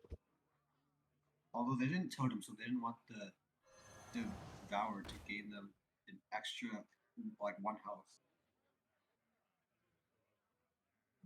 Yeah, it looks like RT will be going in here.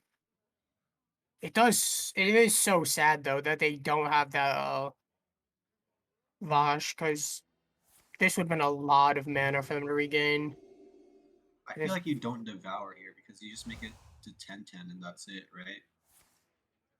Which you could have done um, with just 1 bless. Because they know there's still a primordial wave in hand. Yeah, they know it's in hand. It has to be. They've seen it. Oh, I guess they can do it without the bless. Okay. Well, what stat is... Okay, it's a 9 drop. Yeah, so we get a 9 and a 10 off of this.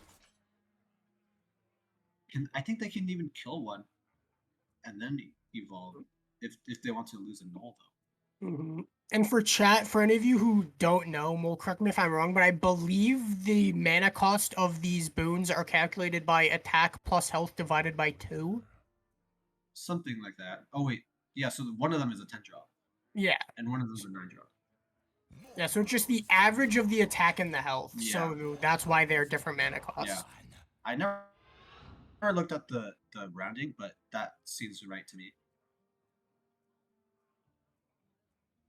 Yeah, so we do see both of these nulls come down. We're gonna see that primordial wave coming in. This is a huge evolve. Oh, wait, but Okay. RT knows they have another evolve as well. Because they played the Noggin version. Yeah, they did play the Noggling version. Oh, wait. I think you have to respect the Halle, right? By devolving again. Yeah, I think they're gonna have to here. What's gonna happen? Okay, Oh. Mothership. Oh, but the Taint Heart.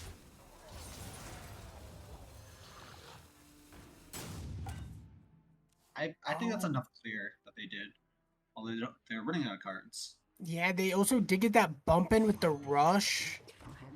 Just to nerf down that health so they can't get any blush shenanigans in. Oh, that's a huge devour though! Ooh. That devour pickup's gonna do so much damage with these blesses in hand. And they have Gift of the Nari too to heal it up. Yeah, this is gonna be really big. Attack with the Murloc. Ego, come on. Although Aggo? there is a Aggo? Devour on the other side. No. Okay, he missed 1 damage. He did miss a damage. Unlucky Ego. Former Grandmaster plays, by the way. There's a lot of board tension though, so I don't know what you're supposed to trade. I think you're supposed to go like all face. I think you're supposed to bless up the Tormentor and push you that still do face. that. I think that Yeah. surely goes face. Then we can consider where this next part goes. Ooh, even silencing the board off to get rid of the lifesteal. It looks like they're just pushing for lethal here. But this Insatiable Devourer is just gonna destroy this Tormented Tear. Yep. This is just gonna be like, can they even get it infused? They have to trade 2 off to get it infused, but I think that's worth it here. If they just devour the entire board of a huge minion, this looks like it's just game Yeah, it's for just UC game. Berkeley. I don't There's- see, and the insta concede, no way There's for no Priest more to deal boot. with that. Wow. Game Sometimes you can get there. to Berkeley. Yeah, but yes, now it is 2-0 in favor of Berkeley. Yeah, that was a huge win for UC Berkeley. Now all RIT has left is that mirror that we were talking about. It's gonna be Shaman versus Shaman. And then if RT does manage to win and get past that Shaman, we will be either seeing a Miracle Rogue or a Thief Priest, like a Thief Control Priest from UC Berkeley. But before that happens, we're gonna have to see RIT get a win in this mirror game of Control Shaman. I think they can get there though, but it starts with the 50-50 and then Coin Rogue and Thief Priest is what they have left, and those are some very high variance games. So the series is still like in a winnable position for RIT. Yeah, even though it is 2-0 in a hero series, it is certainly not over for RIT.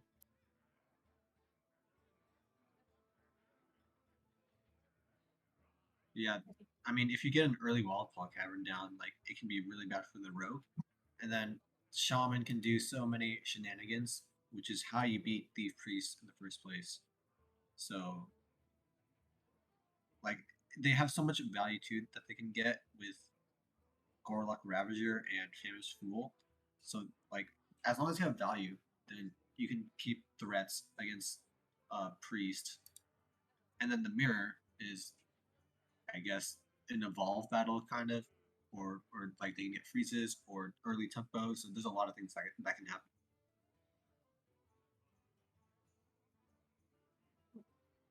Yeah, teams just taking a second here to get ready, be prepared for this maybe final game of our University of Michigan semifinals.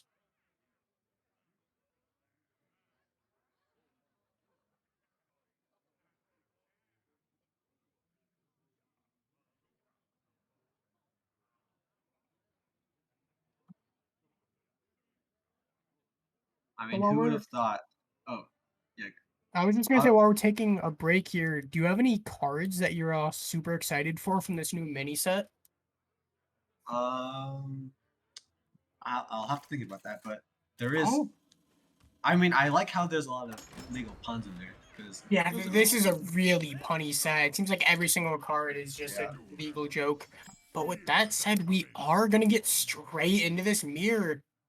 We see Clownfish in the hand from UC Berkeley. That's a really big card in this matchup. Just get your Murloc tempo down as early as possible.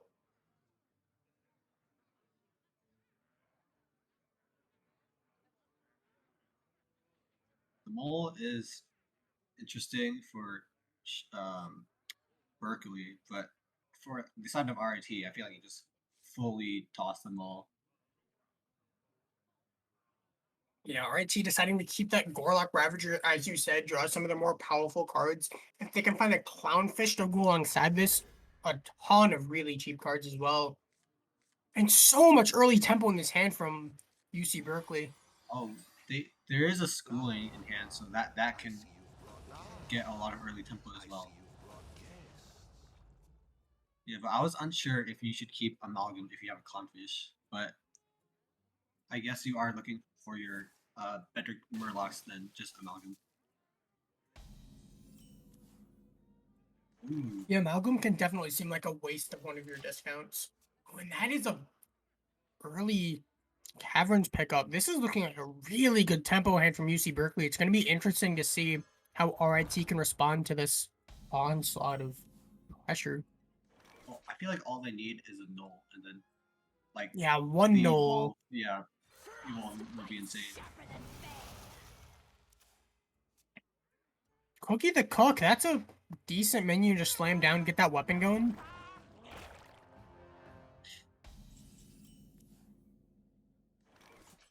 Yeah, it looks like Coin Wild Paw Caverns will be coming down, maybe, from UC Berkeley. They were Yeah, instantly so- slamming it, but now second guessing themselves, considering if they want to play Clownfish or their own cookie instead. I feel like Wildfall Cavern is just so strong that Yeah, I think they you have to. Yeah. After a little bit more thinking, they've decided that, yeah, they do want to end up going for that cavern.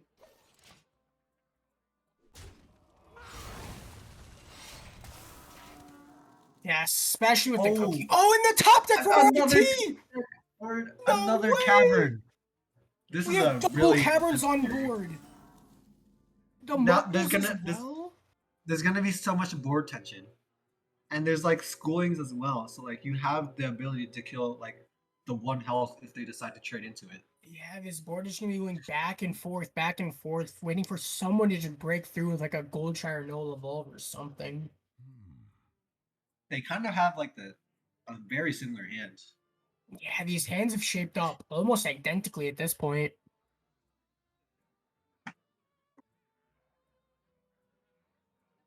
Very interesting to see what UC Berkeley is gonna play here. Could go for like a Clownfish. They don't have the schooling played yet, so they won't be able to spend any of their mana on the piranhas. Could also just like wind chill off the stag. So many different options for UC Berkeley here with this extra mana. I think I would want to save Bolner with Clownfish, and I would save the Crud Caretaker for Muckles. Or I guess maybe they can't get past the taunt. Yeah, but this is a nice like 50-50 play. I might have looked into like do a schooling, and maybe Windchill. Oh, there's a null! Oh, they can evolve. They can get a 10 drop. They can kill off one of the stags and then evolve into a 10 drop. Dude, Oh, they can't. These top decks have been crazy. Okay, let's see what it is. Oh, that's the best That's 10 drop huge! that they can get. What? And they can even kill off the freeze minion, the stag, with the piranha. There's just so much. Oh, that draw was insane. There's so much like health in this 10 drop. That's that like you would have to evolve to get out of it, but then that's using an evolve for the wave to be exact. UC Berkeley gonna just freeze it, try to hold on a little bit longer, taunt up as well. This evolve was nowhere near as good. A 5 mana spider tank? That was such a Wow, that's in the pitiful game. evolve. This card is in the game. I can't believe it. Remember when everyone was saying that Coral Keeper would be like game-breaking best card? I've never seen it played. I've never seen it played either, or have I ever heard that it was going to be the best card. I don't know. I saw some people on Twitter, some shaman lovers on Twitter, saying that that card would be nutty. Okay, also on the side of RIT, they're not frozen anymore, and are they able to They clear picked up the the Siren? Clownfish. Clownfish plus Gorlak here sets him up pretty nicely. Oh, that is very nice. You can play a 2 mana or less Murloc alongside. Picks up another Clownfish and a Oh, Mutinous. Mutinous! And a Flurgle for later. So, the Staggered RNC is lose now to maybe easily in the driving seat. This board is so big. It's turn 6 right now. What is happening? Earlier I was referring to this Shaman deck as a control deck, but we're just seeing tempo after tempo. Yeah, all it took was one null evolve, and other than that, they had pretty much the exact same hand. But having another 8 drop with Rush, or like an 8/8 with Rush, really helps a lot.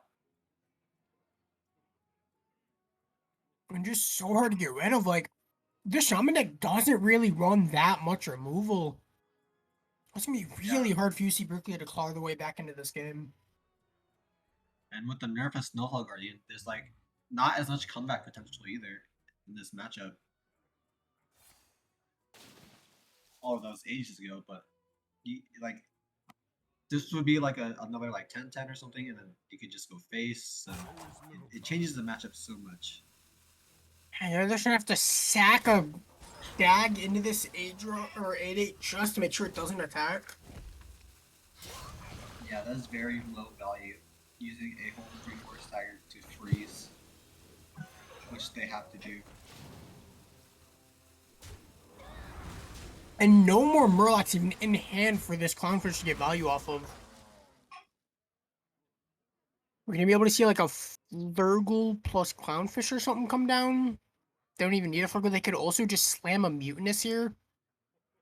So many different options from RIT. And they even have that Brucon for next turn. Wow. There's so many good plays that they could do. I was looking really rough at the start. Didn't have too much tempo in hand, but that turned around with just a couple of top six. And yeah, they're just gonna slam this Mutinous. Let's see what it hits. If this hits Glug or the Famished Fool, that's like really huge. No, it's It's just a Piranha. so bad. All of the other Any- options were so good. Yes, any other option would be insane. This is such a high quality hand to eat. Except that one Piranha. I mean, they do evolve into a Rag Oh, Light Lord, which, like, there's a sure, it Rag. heals them for full. There is a rag. I mean, that's It's pretty good. still But not super ideal. Funnily, think they that could would- amalgam an Elemental here that's true. if they really I won. But I no, would we're have just liked to gonna see hear more about it. tempo though. They had a lot of options to do so.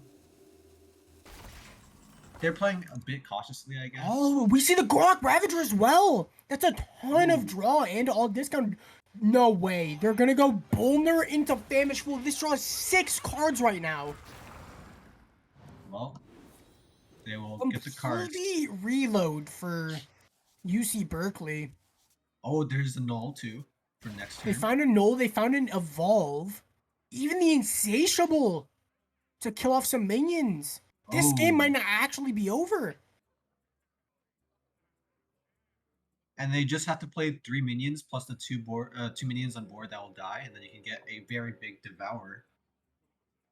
Yeah, like if Glug just comes down next turn.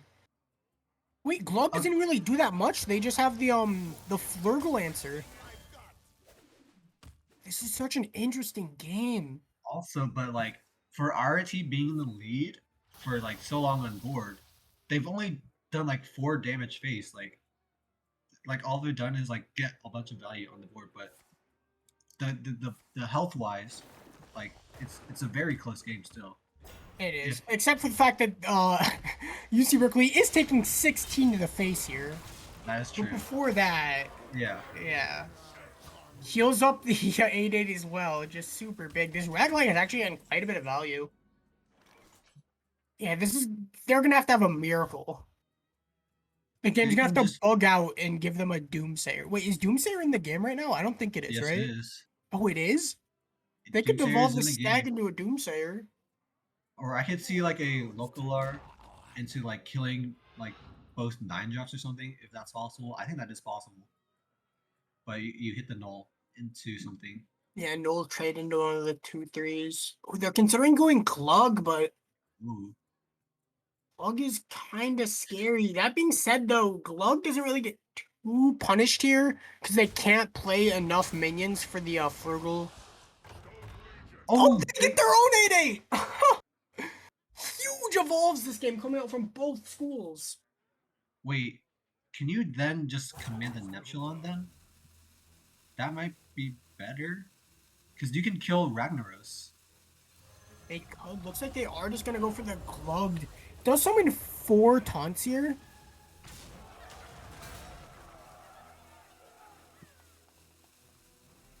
Three, my There's bad. so many things you could do on both sides. Oh, there's another Primordial Wave.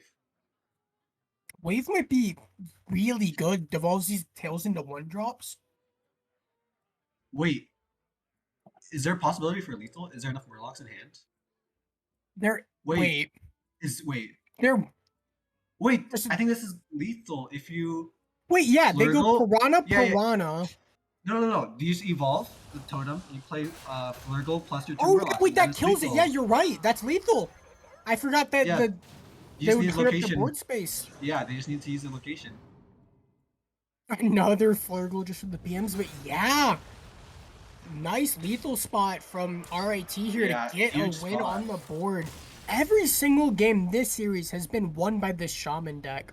Let's see if it can Very continue true. winning for RIT. If you had to guess here, what do you think UC Berkeley is going to clap back with? It doesn't matter too much in the grand scheme of things, because they will have to get a win with both decks. Or no, just Or one they of have them. to get win with one of them. Yes. Yeah, that's what I meant. Just one of them. So it doesn't matter if they lose with one, win with the other, or just win the first time. But what do you think is the better queue into the Shaman? The better queue would probably be the Thief Priest, but I don't know if they want to make it a longer match because that would be a very long match or long game. They're It not is going to the make it priest. quick and get the rug out of the way. We are going to see probably It is. just heads smacking together in this matchup. Just It is a tempo better developed match. from Shaman, minions removed from Priest. I would say that Thief is favored, but as a control player, I've seen many of games where shenanigans happen and like they can like do crazy stuff and like you really can't beat any scams. So like if they played the Nathrius or something, which I think RET does too, like and you miss with Theotar. Oh, there's the Nathrius in hand and Theotar. Sire in the hand! But Theodore! Well, do you think that Sire is going to hit Theodore this game? Will UC Berkeley be stealing this Sire? That might just be what this game comes down to in the end. Maybe like that's one of the scams I was talking about. But sometimes I can get there at the end just damage from Recon maybe. But if Thief Priest just clears the right stuff. We've seen Coin already to get this Scorpion out. Ooh. Clean the scene looks like a good board clear for Shaman.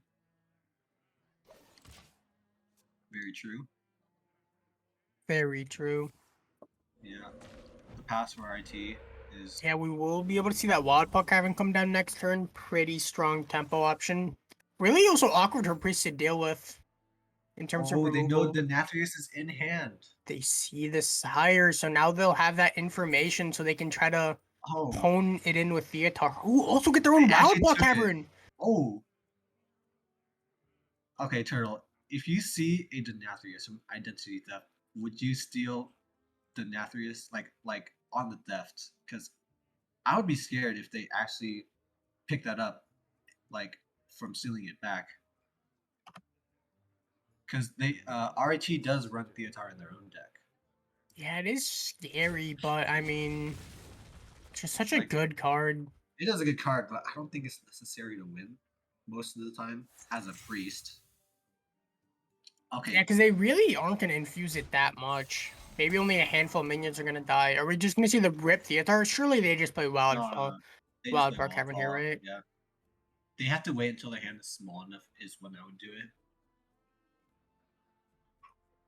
But there's a lot of good targets in the Shaman, like Sire Denathrius and Brucon.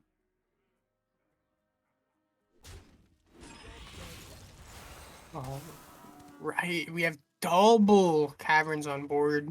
Probably just gonna see a Gorlock come down, drop some Murlocs, Yep. The get perfect some hand Murs space, in the too. hand. Ooh, double Clownfish. Very interesting. Gonna get a lot of cheap Murlocs going.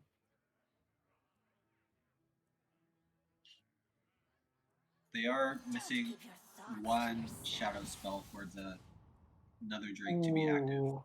Hit What the was- Prince Renthal. Just a Spider Tank coming down here. I guess you could play that. I mean, if it was like another turn, like it would like I guess this is fine because they wouldn't do anything else.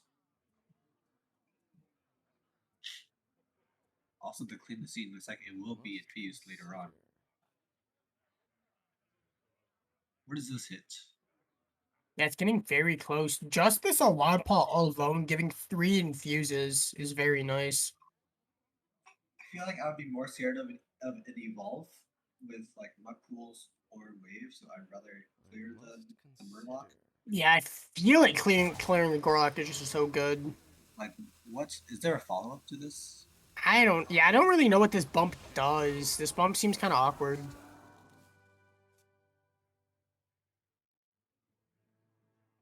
Very awkward indeed. It would be, yeah, no evolves though, as we can see from the hand from RIT to punish this. Oh, I guess. Oh, okay. I see. I see. It sets up a better Nether Drake, but they do have to top deck a Shadow spell. I think that was the reasoning.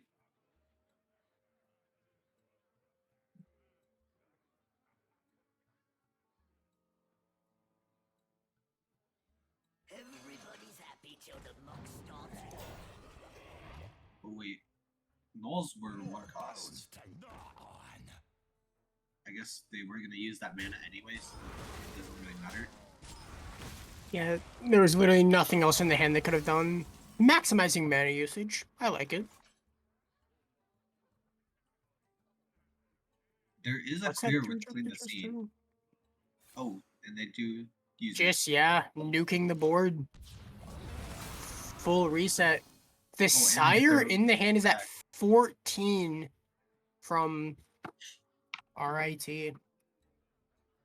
Oh, but now Shaman can never like brand Sire, right? Because of the nerf to Hiltos, yeah. Chaos, yeah.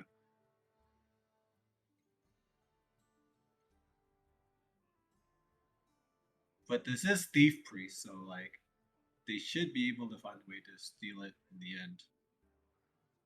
Oh, I guess with Thief Priest you can reduce the cost of Side Nathrius with Mysterious Visitor. Oh, you could do that with Brand. And maybe you could Harvester of Envy it. Ah, That's so there really is a awesome. line for them to get the brand Sire down. So maybe if the board is cleared, like in like the next 2 turns or something, you go Theotar into Brand Mysterious Visitor the next turn, and then you steal a bunch of stuff. Or you do have to draw the Harvester of Envy first, though.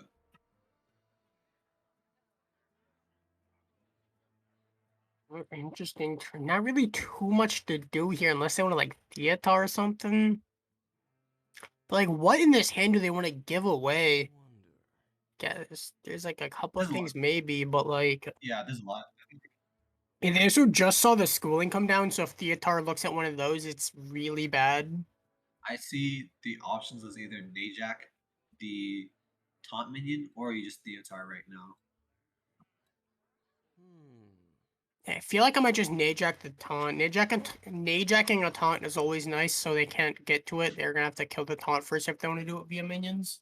Yeah, and they can't Theatar do it on just the board seems either. so bad here. Yeah, looks like they are just gonna go ahead and jack that taunt. And then heal up. Full house again.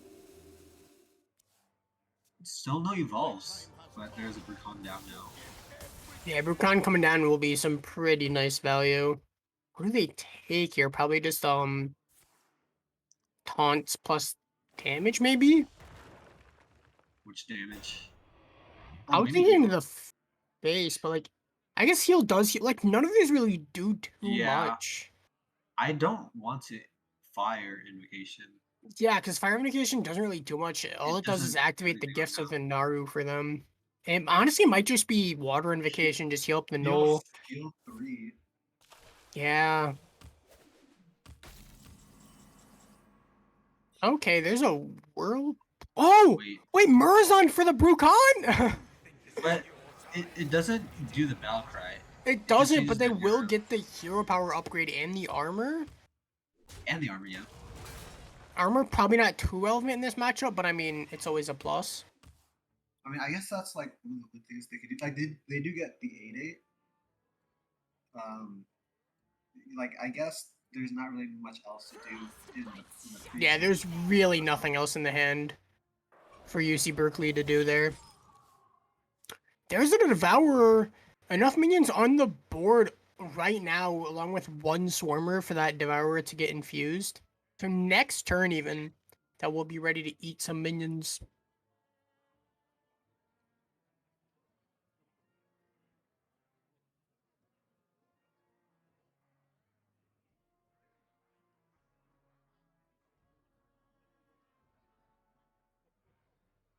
They're just gonna go Amalgam for an Elemental here. What do they pick up? Oh, Neptulon nice. is, yeah, Neptulon's just gonna be nice next turn. A lot of tempo. Hero Power coming down as well will allow for a really nice trade with this 1/1. Can also kill off the Najak with either a Piranha or this Taunt.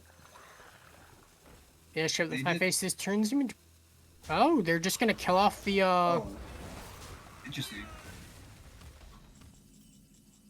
Yeah, I didn't really expect that, but I mean, yeah, that works. They don't have any evolves in hand to capitalize off that null, so just trading it off while they can before it gets healed. If they're trading like that, I feel like we're in for a very long game.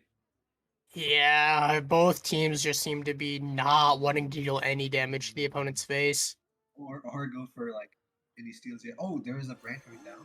Chat, you guys might want to grab a snack. This game's gonna be a while.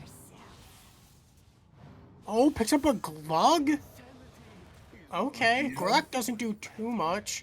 We'll be able to sell off the Neptulon, probably. Getting a discount on Neptulon here will be nice. Not The others don't really crazy do hits. too much. Probably give them the Light Maw Drake. That's just a 4/4. It's Yeah, never I would activating in the agree. Shaman deck. Oh, there's the Nathrius. Trade Sire for Sire? No, they probably... No, do they no, just no. give them a Glug back? Mysterious Visitor is really good here. Yeah, I would give the Glug. Yeah, you might just give the Glug. Yeah, just give them the Glug. Wait, Oh, but wait, they're you giving think Visitor? Like, what's the win con for the Shaman now? Yeah, that is they give- true. Yeah, give they a just... Serious Visitor. For your wisdom. Wait, this Mysterious Visitor is... Oh, wait, copied from opponent. I'm confused. Will the Light Maw give... Oh a yeah, it would be discount? reduced. Yeah, it Yeah. would, But I mean, it's still just a 4/4. Yeah. Yeah, really funny turn there from the they stole the Sire. One Sire at 14, the other at 18. Shaman, not really any way of winning. Even if they like Theotar one back, the Priest will still have one of their own.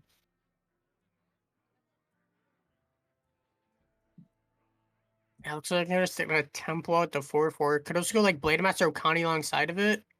Or they're just gonna go for the free 2/3. Okay, so the thing is, the priest. Wait, it doesn't didn't even play, discount the and- Light Maw. Oh wow. I did not know that that's how that I would interaction not- worked. Yeah, I would not think that. But the They thing is, do have the Insatiable infused now to eat up some minions. Are they just gonna go like Glug here or something? Glug here is pretty nice. Gets a Oh, ton of taunts down. the taunt hero power is also nice too. To pair with that. Yeah, also considering just going bump Sire, because they have two Sires, might as well dump one. Yeah, they're dumping the big Sire here, probably, almost certainly clears board, right? I don't know the math, but yeah. Clears the board and does 8 to Just face. likely. Pretty likely. Yeah, they will be able to go command the Neptulon here to get a board clear, but other than that, like, after this Insatiable has been stolen from RIT, not the Insatiable, after the Sire was stolen from the RIT, they haven't really had too much to do this game. No real win condition, as Mo was saying earlier. Just like playing minions. Yeah, playing minions that just get farmed by this priest deck. Yeah.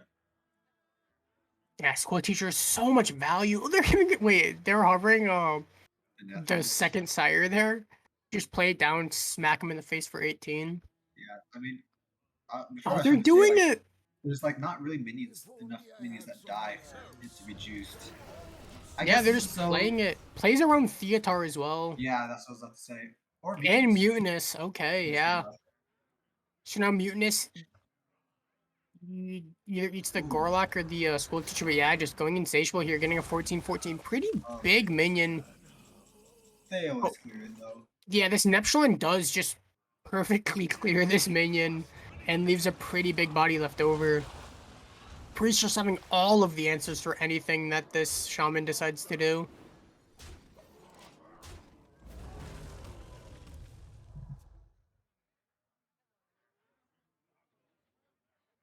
Could go like Flurgle into double Clownfish. At least kills the hands, so you're not taking a ton of damage.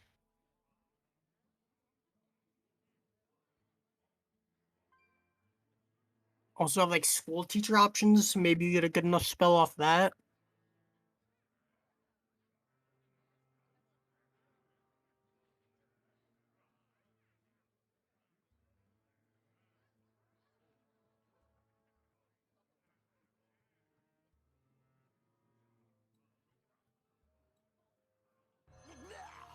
Alright, so we are gonna see the double Clownfish coming down. Just trying to do anything they can to not be dead to this Neptulon.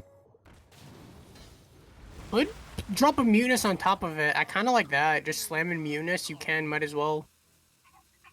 Yeah. You here, if it hits the Glug, it's a pretty nice hit. Anything but the Gorlak is honestly fine if they do decide to Mutinous here.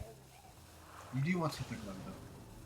Yeah, Glug hit. That is nice. Limits UC Berkeley's pressure potential by quite a bit. Funnily Wait. enough, UC Berkeley here, is there any lethal lots with School Wait, Teacher? Bless might be lethal, maybe? Maybe, yeah. I think you just go for a School Teacher here, see what it gives you. Like Devour and Bless or something? But well, okay. You wouldn't have the mana for that, but oh wait, but Oh, it's we're getting Shaman. Shaman With the things. Shaman, yes. Spirit Mount? Oh no, there's more Lightning Storm. Yeah, that makes sense. Does a lot of stuff here. Frostbite doesn't do it. They only have 14 on board, so they would need, what's that, 8 more damage? Yeah, because this Nutshell still has Wind Fury. Thinking about either Primordial Wave or Frostbite here. Frostbite doesn't do too much on this board. Nor does Primordial Wave, to be fair. I don't think there's any relevant overloads in the deck. I can go for the cheap Primordial Wave. Lightning Storm probably coming down here. Nah, yeah, I mean, this makes sense. Just going Hero Power, saving Lightning Storm. They don't kill off the... I feel like they do have to kill off the Yeah, killing off the Mutinous makes sense. Ooh, okay. We do see a Murloc getting picked up. They discover another Murloc. Oh, so because that was left on the board, they can actually discover Murloc. But is that even better? That's the question. Yeah. Oh, Tidal Surge. Yeah, Tidal Surge is pretty nice here. Yep. Just clears off that, heals up a bit. Yeah, they are starting to get decently low. 15 health with the Fire Invocation staring them in the face was getting kind of scary, but now they're sitting at a nice 13 after this Hero Power is used. So I guess they could double Piranha and then like Amalgam at the end. But after that, their hand is 2 cards. So they're Yeah, actually. they will get the Discover off the Amalgam, but Yeah, that that's could just true. completely whiff. Could go for like a Murloc into a Gorlak Ravager, Yeah. or like an Elemental into some big Elemental, even a Naga. Just so many different options that they could do here with this limited mana. If they do decide to pick a Murloc, it will be discounted. Oh no, they're just gonna trade off. Very interesting. Yeah, Lightning Storm here does quite a bit of work, kills everything except that School Teacher.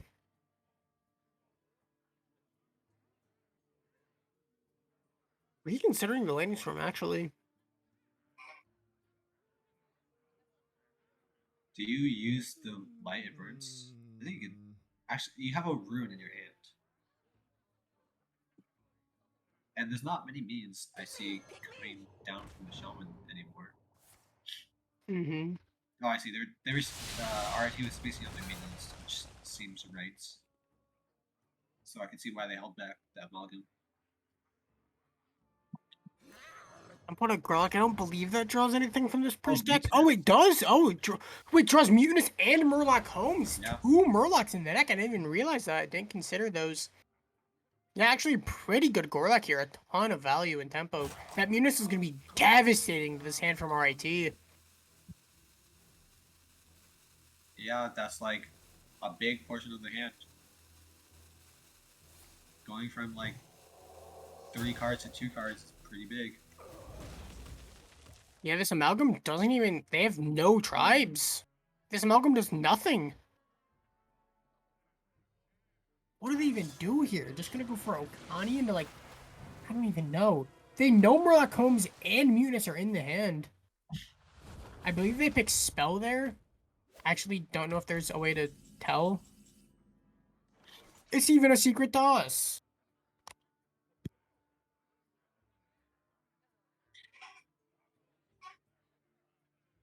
Believe that was a spell pickup. Could just slam a mute here. Could you do Murloc Holmes? See if Just they can says minion deduce. because Does we have it? caster vision. Yeah, I just What? hovered over it. But you can just play location and that kills it. So it doesn't even matter anyways. Yeah, dude, Cathedral, so much draw here. Oh, it's going Not even Grace? killing the Okani. I just want to end the game. UC Berkeley has it out to kill this RIT. Okay, that did end the game faster, so I guess that was the Yeah. correct play. And that will be game 4 going to UC Berkeley. They will be taking the semifinals 3-1. Now we're going to see Carleton University versus University of California, Berkeley in the finals of the UMich Invitational. Yes, And and then we will take a quick break, and then we will go to the winners interview with the winners of this match, UC Berkeley. Yeah, as soon as we can get them in the call, we will.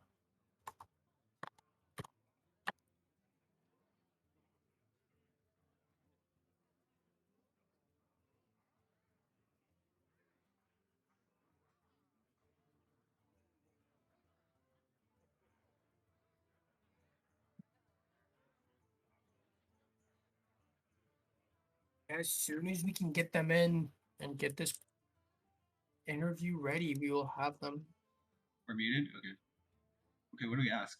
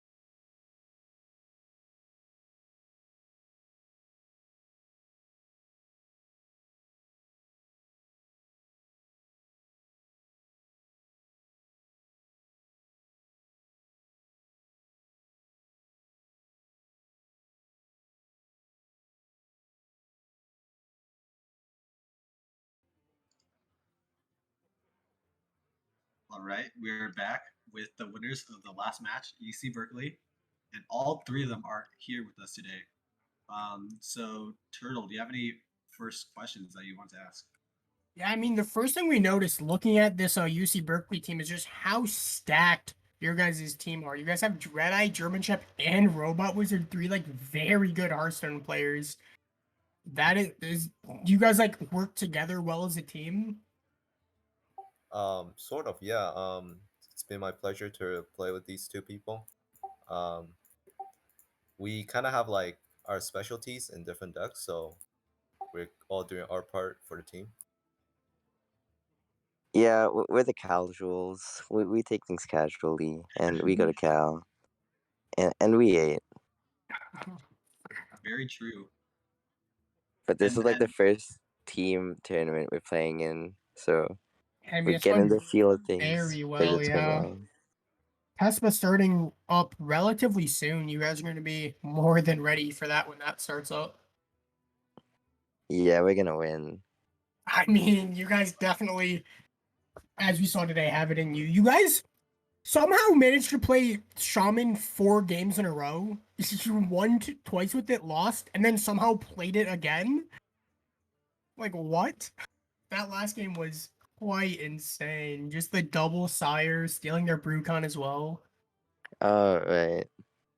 Yeah, when we got this sire, we realized that the only way we could really lose is if they steal it back. Yeah, so just So we dumping just both gave of them capture it. as soon as possible. Very Yeah. smart.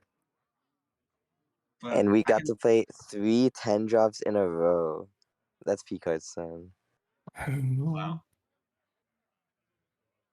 I mean, I think in like all the matchups besides maybe the one you lost, I feel like you were in a very comfortable position for like all the games, right? So like was there any stress, I guess, in any of the games, would you feel like? I wouldn't say stress. It was just we're all pretty hyper focused. Um, especially for the first game because that match would have mattered a lot in terms of how the series would go. But Yeah, after the first win and like second game, we drew Primordial Wave against the Blessed Priest. That felt a lot more comfortable. Yeah, you actually got it multiple times. So yeah, and that just sweeps Priest. in that first game, as you were Yeah, talking about, just there was nothing. RIT really did that game. Their opening hand was like a 7-drop and 8-drop, and then both relics, and they didn't draw a relic card all game. So those locations didn't do much. damn. Yeah, I feel like that was the one game where I say like that was horrible draw. Uh, I feel like their Priest game was slow. Like they didn't do anything until like turn 8. And then you started playing 10-drop, 10-drop, 10-drop, smacking them in the face. Yeah. I mean, we were scared after the first wave when we saw, like, if we didn't have the second wave and they got to have their 412 mage minion thing, like, Oh things yeah, could have gone, like, Yeah, that really could have bad. popped off. yeah. We said But you had to yeah, reset it, which you it's like did. we were, like, panicking, like, plays like a wave, plays like a wave. Oh But yeah, yeah. and Dreadeye, we've seen that you've been a fan of Fall Guys recently. Has your Fall Guys gameplay helped you out in Hearthstone any? Um, maybe I don't know, but the Fall I Guys mean, quite Mole's quite the Fall Guys player, and he's currently rank 4. So hey, you guys heard it here. Play Fall Guys if you want to be good at Hearthstone. No, Hearthstone and Fall Guys is actually the new streamer package. For It's like real. basically the same game. All Because right. Ego Waffle plays chess, so like it's Yeah, the old ways. chess, nah. Fall Guys is the new meta. But yeah, was there anything else you wanted to say on stream before we go to the finals, UC Berkeley? Yeah, we'll be back after the finals. Haha, kidding. Oh, calling their shots. Okay. Super Calling Chicken it got nothing here. on us. I do Yes. want to see this coin rug being played out because I know it is a very well played deck by Robot Wizard, so I'm looking forward to that. Yes. Are you guys having a Robot Wizard pilot the Coin Rogue when that matchup comes up? Absolutely. Yeah, that makes sense. Just Robot Wizard, a Coin Rogue aficionado, it seems. So it'll be When you get accused interesting for to see if cheating you on a get deck, that. You know you're doing a good job. Yes, sir. All right, Mole, anything else you wanted to add? Nope. I think we want to get ready for the final match. And I believe Berkeley does too. Yeah, with that, I believe we are going to take another short little break now. Let Berkeley calm their nerves, get ready for this next match. Then we will bring you Carleton University versus UC Berkeley in the finals of the UMich Invitational. Thank you guys for joining us in this interview. Hopefully we can have you back after next round. Yeah, looking forward to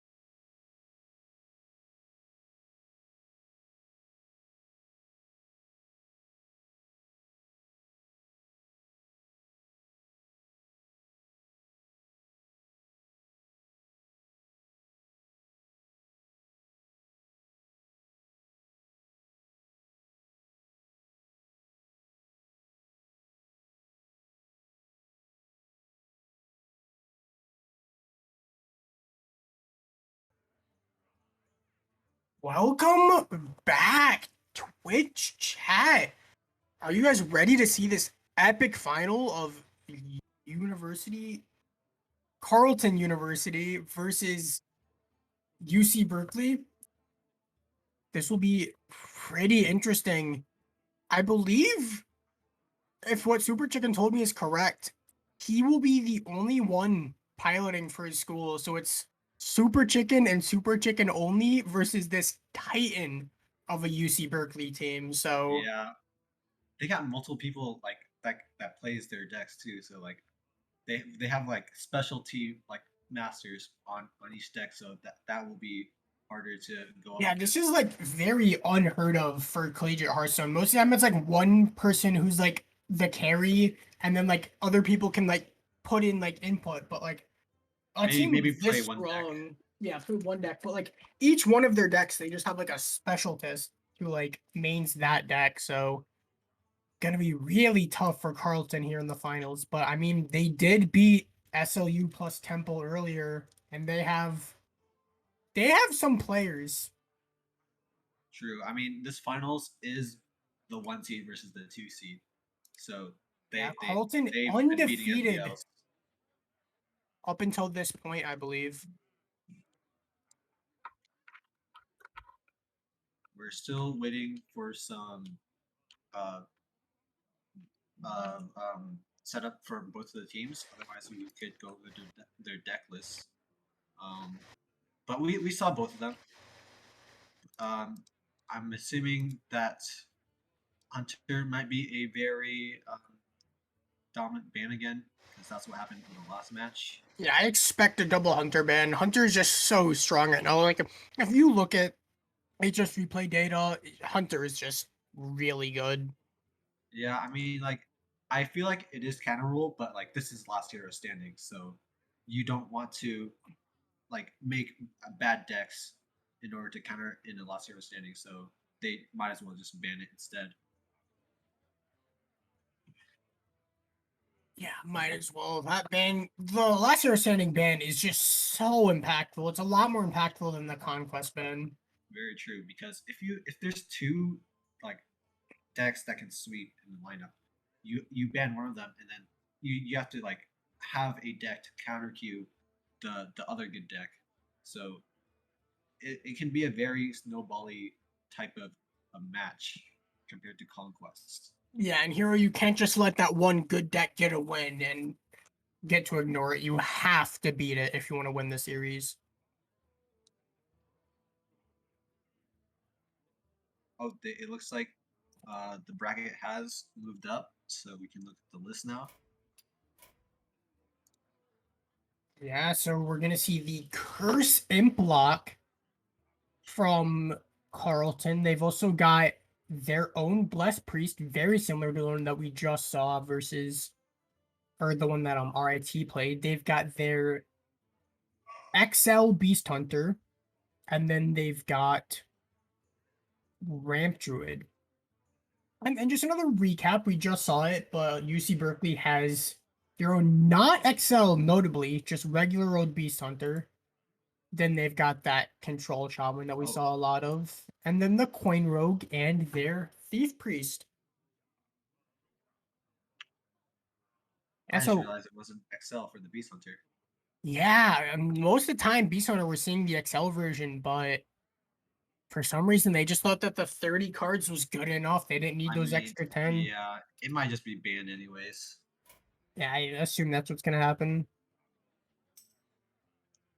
I mean, we can talk about Ramtured too because I remember in the first match, Ramtured was on both sides, I believe, and then they actually queued Ramtured into Beast Hunter. But I don't think it's that bad of a matchup. I think it's like close to 50-50, where like because like Druid was just so good for like just last whole expansion, right? Or like last patch, really.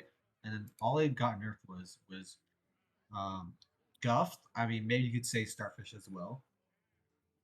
But it's still they still ramp very hard, and sometimes hunters don't have that very strong early tempo start with they need a Trog or something to like forcibly beat a druid. Otherwise, druid can just ramp and then heal up later on in the game.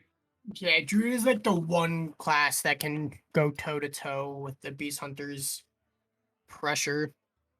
Yeah, without having to like make their own stuff, like how a priest can like make a big minion, or like I guess some other deck can just make big minions against Beast Hunter, which they can't clear. Yeah, looks like both of these schools just about ready to get into this finals. We've gone through 6 long rounds of Hearthstone to get to this final round, as he will be crowned the winner of the UMish Invitational.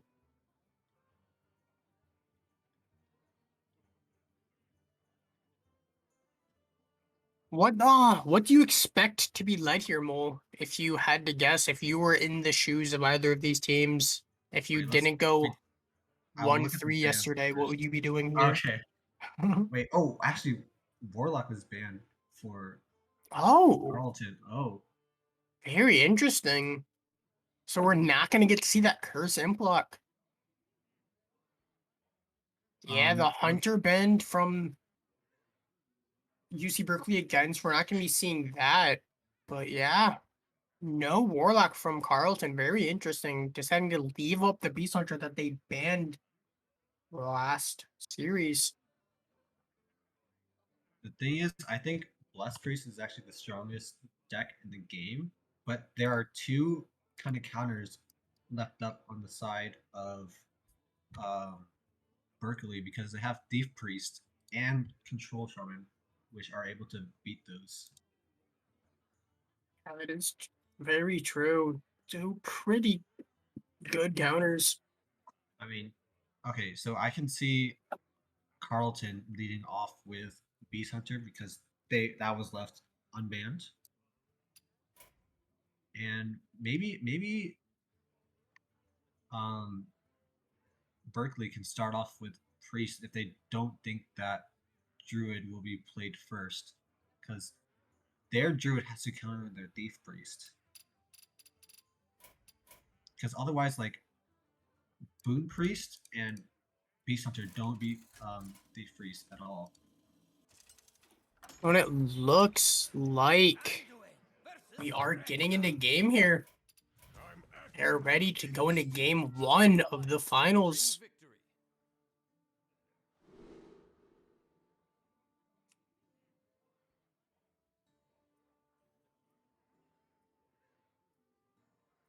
All right, yeah, we do end up seeing the exact matchup that Mole Oh called. wow! The Beast Hunter versus Thief Priest. Full Mole here from Carlton.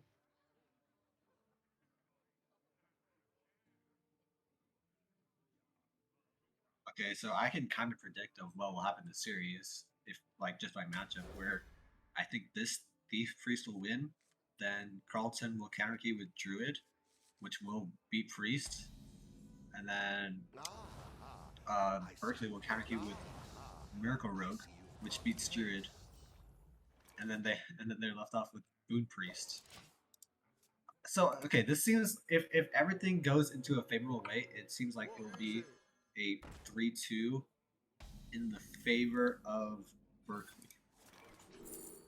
All right, so Mo calling it here. Yes, his prediction. And I want to correct for something that we said earlier.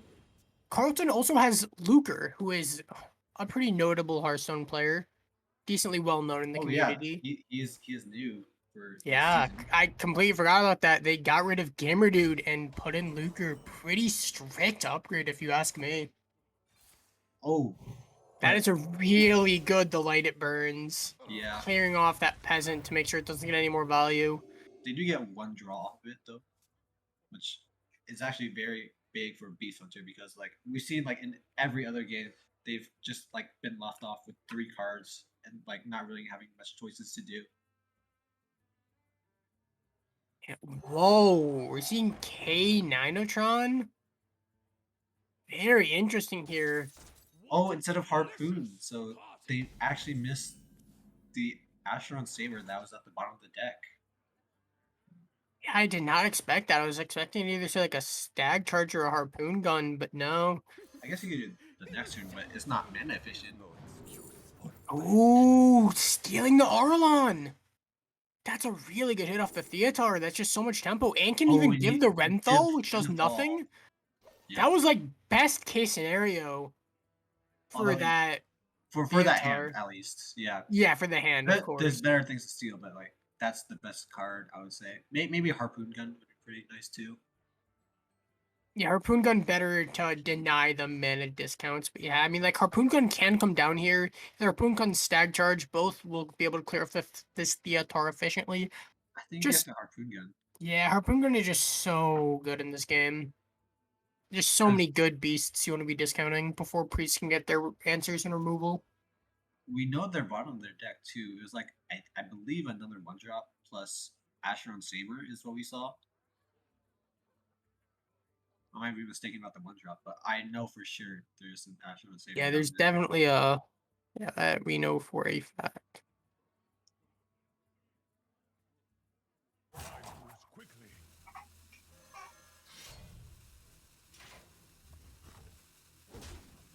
The Harpoon Gun does come down and it finds. Oh, it was not a 1-drop. It was Wakani, but they insta picked, so I'm assuming it's the Asheron Saber. Yeah, I mean, there's no way they would have picked the Okani there, but we do get to see this pretty big tempo slam. We do see Saber come down. Can go Saber, trade off Saber, and then dredge the Sunken Saber for a discount if they choose. Could also go like Ramming Mount to have the Saber live, get some nice value off the Ramming Mount immunity. Not different options here for the Beast Hunter. Yeah, and luckily they don't have a Doggy Biscuit to trade, so they can't get it off right away. Oh, they Oh, ran yeah. out the Saber. That's very interesting because now Priest has the option to silence it. They don't have it, but it feels like it's a pretty easy way for like to lose the game at least. Oh, they might be able to hit it off the school teacher possibly. Yeah, School Teacher, some pretty good options. Silence being pretty premium. You can get Focus Will or Shard of the Naru. Shard here going 2 for 1, also killing off this bat from the Batty Guest. That's a really baddie guest. Who also battying that guest? Oh, they go with Gift of the Naru first. Yeah, gift first. They'll still have enough mana to play the Noggling if they do need Yeah. to. Oh, not even gonna go for the Noggling Silence, just gonna Oh, play Identity Theft. Sure, probably just another Stag Charge. The other cards didn't really do too much. This is like the worst. Yeah. Oh, there's options here. Okay, they can pick up a Sire. There's quite a few infuses. Yeah, just going for the Sire. They did it last game. They're doing it again. Discounting the Sire as well. 8 mana Sire. Gonna be pretty crazy. Okay, so this Asheron Saber will stick, but it can't die off yet. Actually, there's a ramming mount on it too, so like, it seems like Carlton can never kill it off on their own. There's nothing they can do. They're gonna have to wait That's until it gets actually- traded into. Yeah, that's very funny. Because you want your Asheron Saber to die, now just stick on the board for a while. Kennels doesn't really do too much here. Could like buff up their Saber, but that's who really cares? I guess they're probably just gonna have to go for like a Stag. Using this last charge of the Harpoon Gun also feels really bad because the Yeah, Saber you wanna hasn't died save it. yet. Yeah. Yeah, just pretty awkward turn here from Carleton University, but they are just gonna go ahead, ship it to the face, get some tempo. Gonna have to use this Harpoon Gun before that dormant minion wakes up, giving them another weapon though. Yeah, but like I said, the Hunter is now down to like 3 like usable cards. So they're very low in card draw. I think you want to go for a Discover here with either Scorpion or School Teacher and then end off with Stag Charge to kill Peasant. Let's see if they get something here. Oh, they hit a Focus Will. Focus Will is very nice here to silence off this Saber. Could also Whispers of the Deeps, but that doesn't really do anything. Just some AoE that they don't really need. Yeah, they could have done this last turn as well. But they also know that there's a Prince Renthal in their hand and coin, I believe. Yeah, So they there's know not much both value those exist, and yeah, this priest is looking really strong. Another Renthal.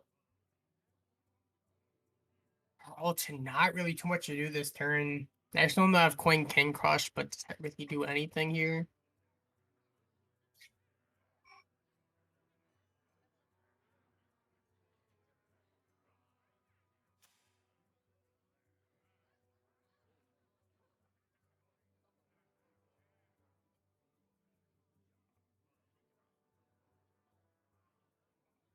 This is really awkward. This minion wakes up next turn as well, giving UC Berkeley a weapon. Wait, is the bat a beast? I I would assume. There's no way the bat's not a beast, right? Okay, it is a beast, so they can rush it. Oh, it's a thirsty bat as well.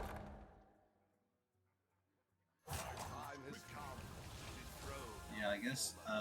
It They seems clear. pretty okay. Do they swing here? Oh, They don't need to save it for the saber, but do they need a good draw? Yeah, they're gonna go for they have getting the Honey dredge. Wild What do they Spirit. hit?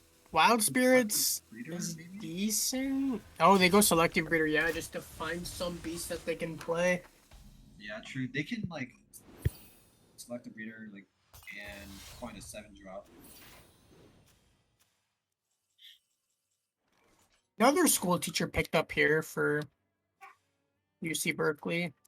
It's like they were also considering just slamming Murazond. Just get some stuff on the board. What about Sire Denathrius? Because that might be game ending. Yeah, I too, mean, 'cause Sire only at 9. They can get up to 10 with trading off this Noglin. Yeah, they always clear the board though, right? Because they have like 4 extra damage from like weapon and board.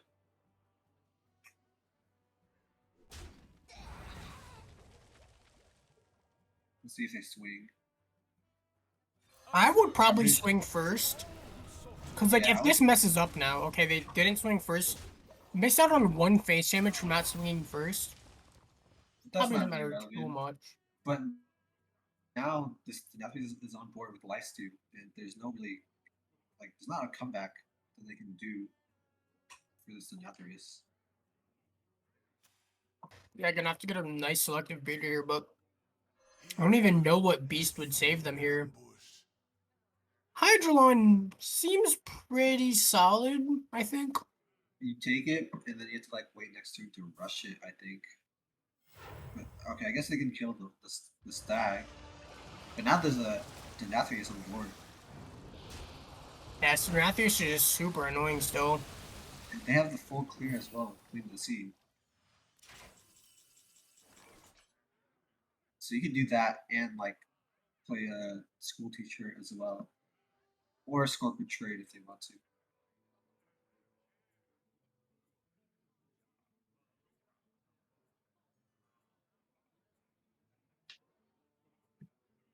I must consider. So the priest is going to basically full. Plus they clear the board. Plus Thunder has like no cards. So from here on out, it just looks like it'll just be prolonging the game until like the hunter actually runs out of stuff.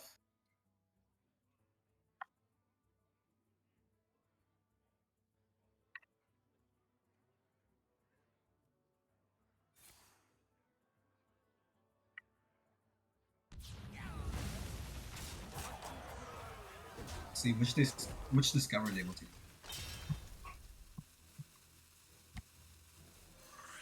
Okay, I like Scorpion pick because it actually contests a lot of beasts actually. Yeah, the Scorpion having poison is pretty nice. Yeah, getting a Thrive to support value as well. Oh, they can rush the stag. And then kill the Nathrius, actually. But there is a Scorpion, so we can do that instead. Oh, that Scorpion play was actually very strong on the side of Berkeley.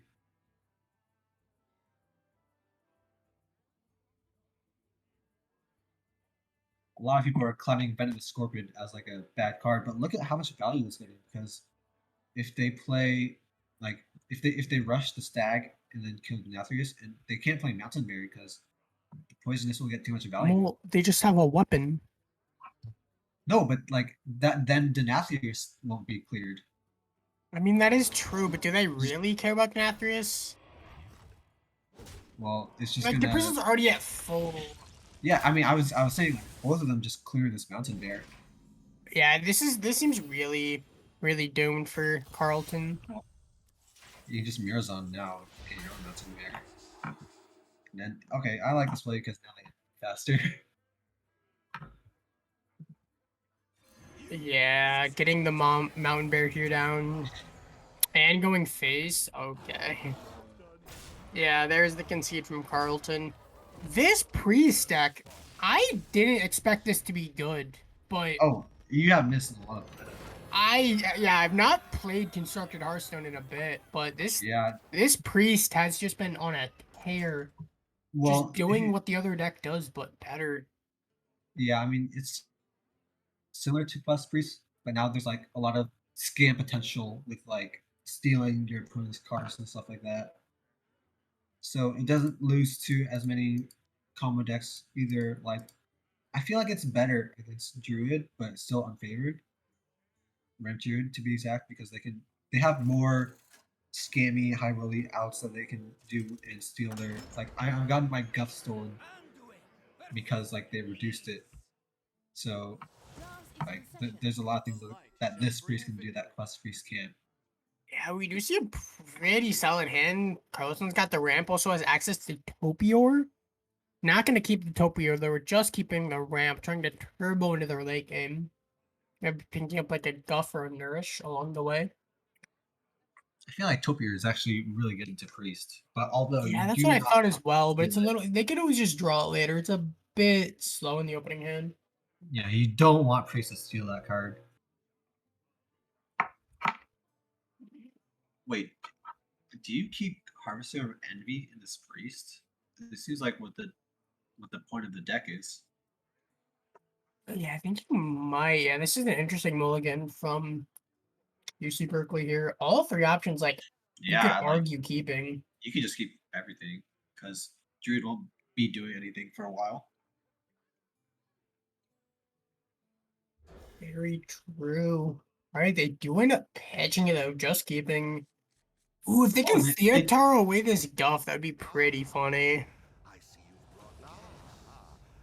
That is actually true. Everyone bringing guests here. As long as they don't wild growth into, or not wild, aquatic into wild growth, then We can always just coin. Oh, they got wild growth. Yeah, they could go wild growth into Guff. They could even just like coin the thing into Guff as long as they, yeah. Okay, it looks like it's not possible to steal Guff anymore. Oh wait. There's a Jerry rig. Okay, no, they're just coining wild growth into Seedsman into Guff. Well, this series is going into exactly as I predicted. Oh wait. Okay. They can get their own Wild Bloom Seedsman for next turn. Very interesting. I imagine that's what they take. Ramp is just really good. Okay, this game might be closer than I thought because now Priest having Guff is actually insane. Oh, they're gonna play it. Come on, steal Guff. Are we gonna see the Guff steal? Oh, they insta rip Guff. Insta.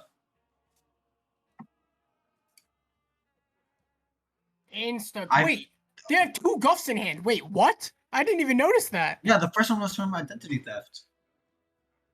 Guffin. So I mean, there's another chance to steal Guff, I guess, for one more turn, but you have to top deck it. Okay, this series might not go as predicted as I thought. Yeah, like they don't. This is what I'm talking about stealing Guff. Like, yeah, like what's Carlton gonna do now? Their entire game plan is just dead in the water. They can't get the 20 mana.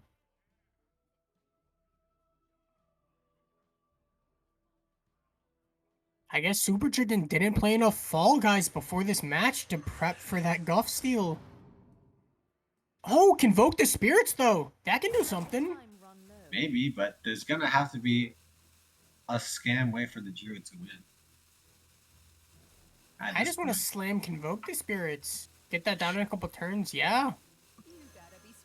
Jerry Rig pulling out a Nourish. So they'll be able to go Nourish for mana next turn, then Convoke the turn following that. Yep, they play the Stolen Guff. Yeah, Or actually, as a wise man once said, when the priest gets buff, things for the druid get rough. but Carlton doesn't know that there is also the Guff in their hand. Yeah, Carlton does not know because they played the Theatar Guff rather than the Identity Theft Guff. Yeah.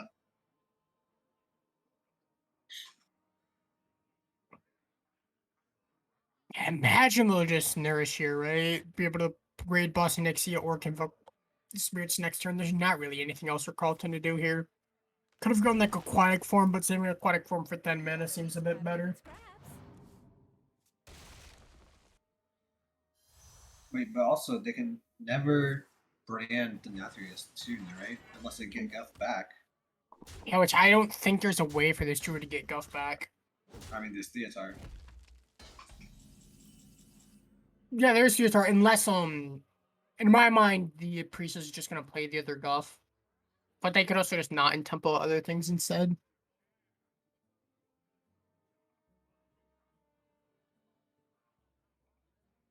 Yeah, I think I would play Guff here too, just so they can't steal it ever. Yeah, they're very conscious of the Theatar and win conditions back. They consciously played the second Sire just so it wouldn't get Theatar. They did that from last series, so yeah. Some very heads up plays here by UC Berkeley. Aquatic for me, gonna pick up not really anything. These cards don't do much. The ramp obviously doesn't do anything because they don't have golf, and the scale. Priest is not a very tempo-y class. Like, I mean, it's obviously just scale pickup because the others don't do anything. But what? Oh, they're just going for the draw. Oh wait, alignment. That changes everything. Yeah, I mean, alignment even. Yeah, they go ahead pick up That's alignment. actually insane. This is a whole new game now. Yeah, alignment really does change everything. They can drop this Guff for or the Null for 0 as well. This puts Carlton right back into it. Although this makes it very easy for like the Thief Priest to steal cards now since they cost 1. But they have to get the Harvester of Envy first.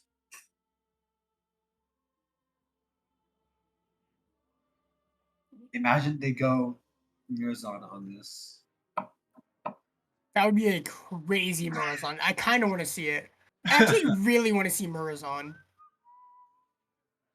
It'll be just basically regular Celestial alignment.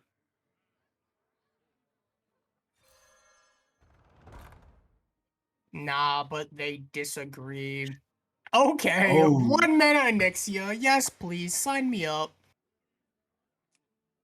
Also, 1 mana Rampant Growth. Also, like, yeah, arguable. Also not bad. But I don't know. But like 1 mana Onyxia. Like 1 mana. Oh, there's another. Come on, do alignment. it. Come Oh on, my god. Please. You know you wanna. As much ramp as. Berkeley, you know you wanna. You have hero power. They have golf. But like they could just stay at over 10 minutes. Like they could go to 20 minutes. True. Like right now. Expecting the ramp. Oh, they're not ramping? Playing Ridafall? Okay. Ooh, Topior is huge. That's a really good pickup. Honestly, I expected them to keep it earlier, but I guess if they draw it now. Yeah, just draw it now when it matters. Oh, that's good. Yeah, they're able to clear off all this, get their Onyxia to value trade the other Onyxia. Gain a Mana Crystal as well. Yeah, that Wild Bloom Seedsman now seems really smart after they picked up the Selly. Yeah, this certainly the Druid's back into it. They don't really have a win condition anymore. Yeah, they have to draw Guff's gone, but they can brand into Sire now. Which is It's certainly really good.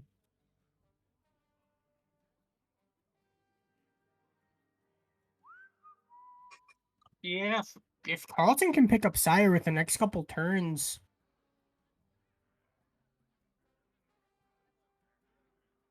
They're looking rather solid.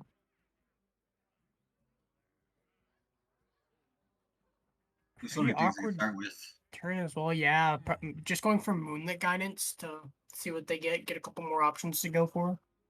I think that'd be the best. Maybe they can clear off this whelp and then me Jack the Indixia. Kind of an awkward. You could re. Oh wait, this is a moonlit. So. Yeah. Oh, so they can get 2 light burn. Yeah, so they just light it burns. Do they have a way of clearing off the other minion before? Oh, never mind. They only need to clear one of the minions for Nexia, of course. Yeah, that was a pretty nice turn, killing off the Nexia just for 2 mana. Wait, Whirlpool's a nature spell! I didn't even realize that! Yeah. It's their only nature spell. It's including in quest trees too. Okay, yeah, going Topior. Trying to get those the 3/3s pumping. Will Carlton find their Sire? They have Moonlit Guidance to dig for it. Aquatic form. Yeah, second Moonlit. Again. There's so many different ways of digging. Yeah, I don't think. Yeah, I can use. Moonlit Oh, you actually, just overdraw probably. I mean, you they can can jump a Knoll. Yeah.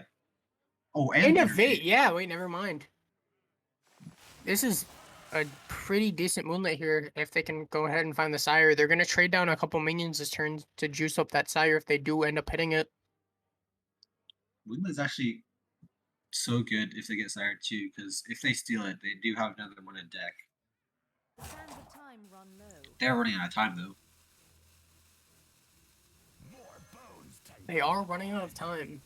Okay, they are not moonliting this turn. Well, they are still just drawing 3.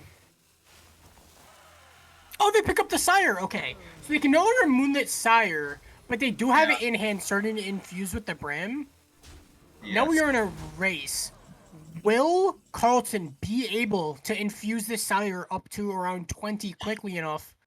Or will UC Berkeley find a way to steal it? There's a lot of things in this Burzon right now, but I don't know if they want to overdraw. Yeah, they would be drawing, what, 6 cards from the Burzon? I mean, but isn't there like 2 nulls in there too?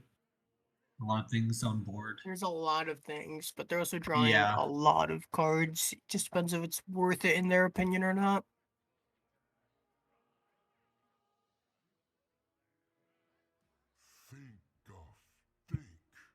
They also do have this location on board for them to draw cards if they have a minion down, which looks like they're gonna Scorpid. What will the Scorpid find? Druid cards aren't the best. But Plant That Evidence, I guess, is... Wait, does this guaranteed draw Whirlpool?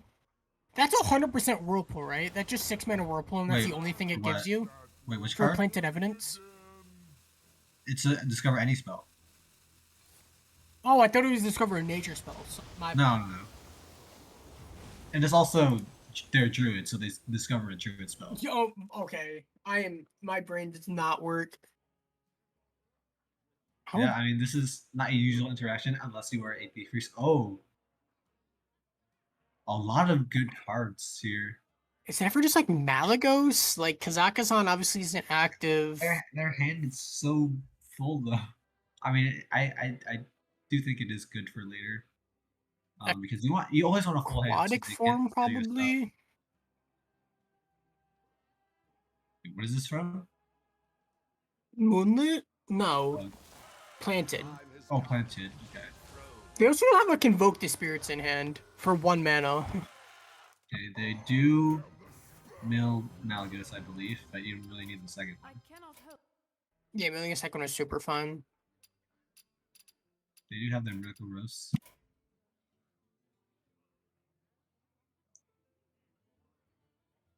Yeah. Maybe just like Wild Growth plus something else. Wild Growth Pass. Wild Growth Convoke the Spirits? Any Convokers? Surely they would never. You would never Convoke the Spirits. Are you able to see the Denathrius amount. Denathrius is at Oh, it's 12 right 12. now. I see. It's 12. Yeah. Okay, they're discovering a druid spell. Oh. Invoke! Oh my They gosh! pick it. But They're up convoking their spirits. whoa. They're playing Okay. it right now. Oh my god. Slamming convoke. What happens? Living roots? Because there's not much clear in here. It's just Okay, they're just getting just a bunch of buffs minions, and minions is what buffing the mostly opponent's does. minions. Okay. Okay, hand buff, buffing a little yes. bit. Aquatic Whenever I farming see that word, I out. always get it back. Sure. Okay, get the taunt. Milling a lot of cards, it looks like. This might have Not been yeah, light that convoke was disaster. kind of very less than ideal. They can actually clear. This, Oh, they can I clear everything. believe this They can is clear everything. They can clear everything with that hit, I believe. Is this just lethal from Carlton? Okay, it doesn't clear the Malgus, but Like scale down maybe. Oh, is yeah. scaling down lethal because they get 7 more. Yeah, that Wait, should this be is just lethal. lethal from That's Carlton. lethal. That's They lethal. clear with scale and then go brand sire for lethal. Wow. Really good win here from Carlton. Yeah, they had to sneak it out without having guff.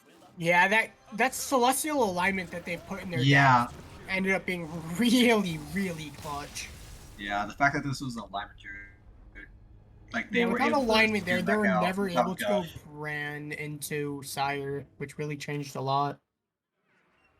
Wow. Okay, so actually, my prediction's going as accordingly to plan. Yeah, Mole is like 100% as of now. Let's see if it will Okay. continue. They for sure queue the Miracle Rogue because I've talked to Rogue Wizard a lot. He says one of the best matchups for Miracle Rogue, or like the one with coins, is against any Ramp Druid. So it will be very fun to see this coming out next.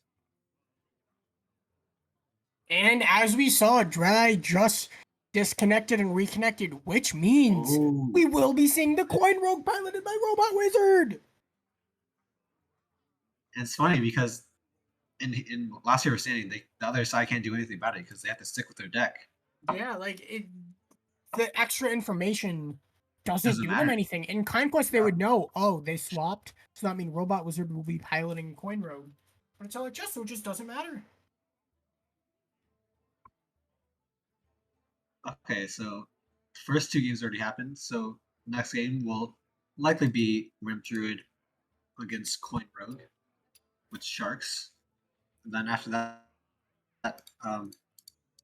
I guess Carlton will have to play Boone Priest into that, I believe, right? Yeah. Yeah, because that'll Which be their it's own- favored, but if the rogue draws scabs early enough with Yeah. coins, then they could win the game there. But it's still favored for the priest if you tempo out the radiant elemental.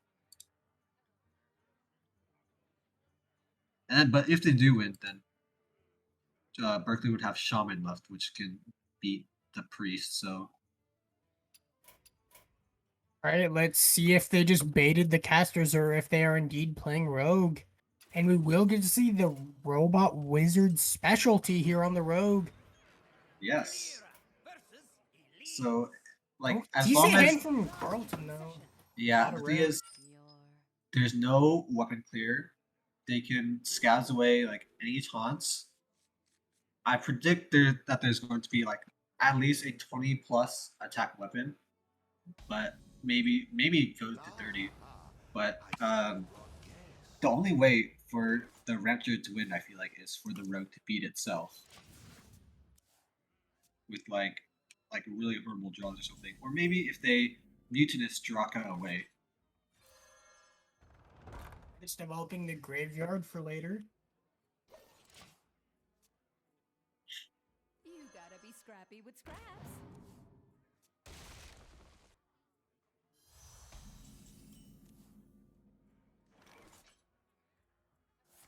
Okay, they want to find their other graveyard, the one with doubling their death rattles first, but they did not hit it, so they can just sketchy information for the sharks now. And I've seen Robot Wizard do this a lot, where he just makes smaller minions, because it doesn't really matter if they get big later on. Like, I mean, you can get one big one later, but they might devour it. Plus, like, it is chip damage. If your weapon does like 30 something attack and you need that extra bit of chip early on. It seems like they have things on board here, so I don't think they attack yet though. Yeah, plus if they use it this turn, they should have it back on cooldown by their big pop-off turn. I don't think this is like that good of a hand yet, so it seems like the rogue might just wait a bit until they So get many Edwin options. for some more card draw.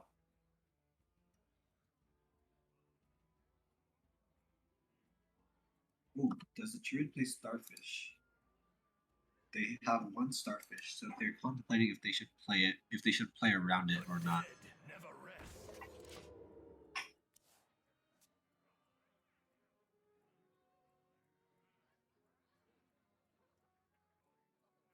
And just developing that Forsaken Lieutenant for this Lone Shark in hand. Gonna get a ton of coins if they decide to play that out. Yeah, I've never seen the deck like play out like this where you can. Oh wait, did they just top deck a Starfish, or was that their hand? They did top deck that Oh, we Starfish. didn't even see that. I didn't Okay, even that clock that's a big deal. that. They had denying a ton of coins there, and also just getting rid of that stealth minion.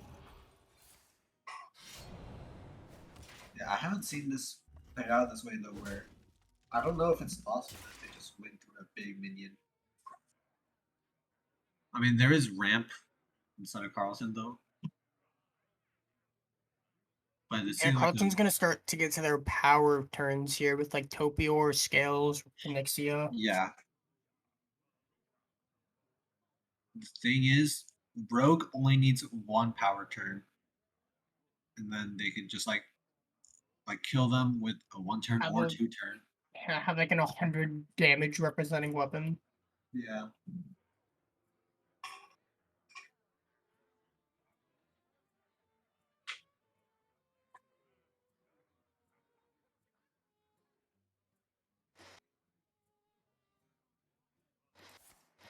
Yeah, as of right now, if they were to like go in, the graveyard would only have like maybe around like 15 stats, which I don't think is good enough. So they have to save. Oh, there's a door shadow.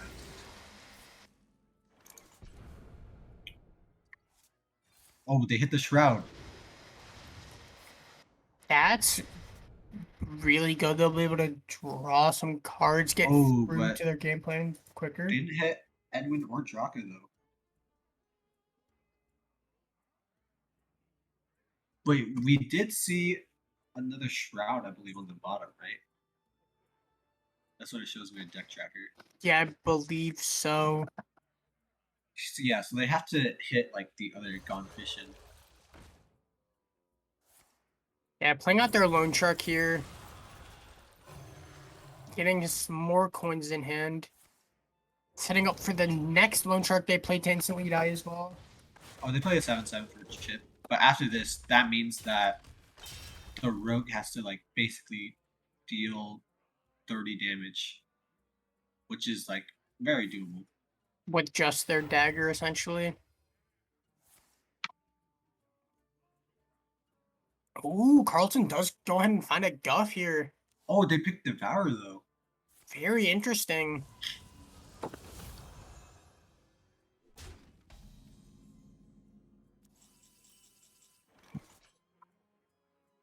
Oh, I guess they can Shadow Step their stealth minion and replay it. Yeah, I mean, honestly, it doesn't seem awful. Or they're just gonna pass, wait a turn, see what the druid's gonna do. They can ramp up here, which will be Yeah. nice. Could even devour that 7/7. The devour pickup looking like it's gonna be paying off. Whenever they do draw like Edwin or something, they can scabs and get Draka maybe on the same turn. So they can clear this taunt. But I guess they're only scared of like Earthen Scales right here. So the Druid does clear everything. Yeah, Nixia being pretty solid here. Getting that Sire starting to be infused as well. The Druid will need a game plan, because as we've said previously, the Rogue just has inevitability with their big dagger pop-off turn, so the Druid is going to have to close out this game before the Rogue will. And honestly, with this hand, it's looking like Carlton might have a chance. This Scabs, though, Yeah. just denying all of this value. Only Bouncing back to the goes hand, up. though, so these aren't even, like, playable. The Starfish is 4 Yeah. mana, which is quite a bit. Oh, Earthen But the Scales. Sire, real. yeah, Sire does get buffed up a bit from the minions technically dying. Yeah, I think they're Wait, considering just playing Sire here. I mean, it's a giant minion, heals him for 11, pretty much wait, back to full, and clears off the 4/2s. Sire doesn't seem awful here.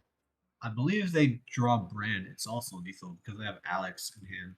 Oh, yeah, wait, that is true. So if they can find a way to find Bran...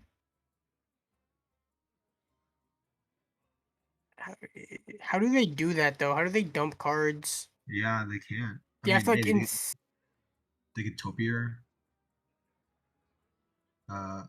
Yeah, but then they don't have enough mana to play the brand. They'd have to enrich, and the next card off the top would have to be brand for this to be lethal. I just think that's way too risky.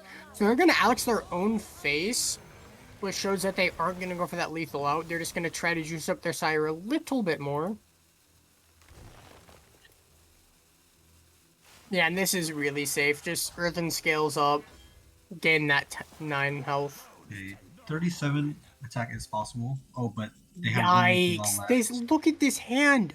Oh, I guess they Okay, can they're trade getting again. Cutlasses though. Oh, Oh, there's there's- okay. There it is. Is this enough though? I don't think Is this so. like, yeah, this doesn't seem like it's enough cards.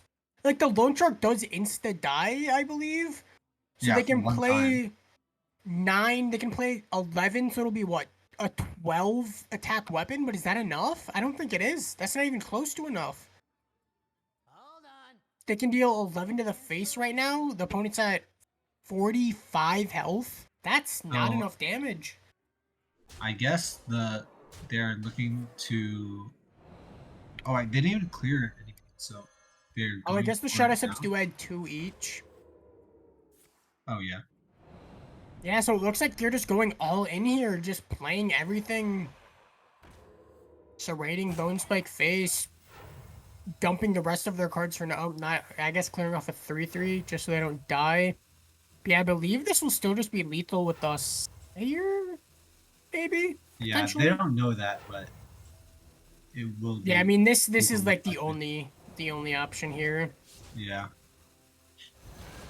Yeah, it seemed like they just didn't really quite get the hand Yeah, they needed. They found all of the coins and everything, but didn't quite find the payoff outside of this very, very late dagger draw. Yeah, they kind of like this rogue deck does beat itself sometimes. They I only think have they needed 14 Edwin. attack dagger. They're gonna need 2 Yeah. more attacks face, but as we can see, that is just not gonna happen here. That is just lethal. So my prediction is going wrong now. Yeah, So Mo let's did see. not expect this game to I go did not this way. Yeah, I did not expect the rogue to whiff this hard. They have Oh, 12 like- cards in their deck. By the way. And that is a win for Carlton, going up 2-1. And I would like to take a moment to remind Mole, the Be Real just popped. Oh my gosh, the Be Real just popped. We're gonna have to get in on this. Attention chat, if you have Be Real, it just popped. None of you better be late. You better slap a picture of this nice Yumish Invitational onto your Be Real.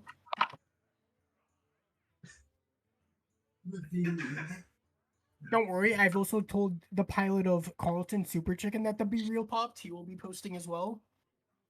Wait, what did I put in the Be Real? The Twitch live stream? I put the Twitch live stream. very exciting time for the Be Real to pop. In the game 4, potentially final game of the entire University of Michigan Invitational, back to school Invitational. All right, let's see what they have left. There is okay. We know it's Druid. Oh, and their last deck is a Shaman. But I think Shaman can beat both decks, so it's more likely if Shaman wins this matchup than they win the whole thing.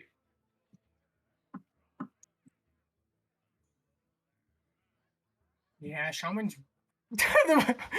Thank you, production. Very epic. Very epic. The Be Real just dropped overlay.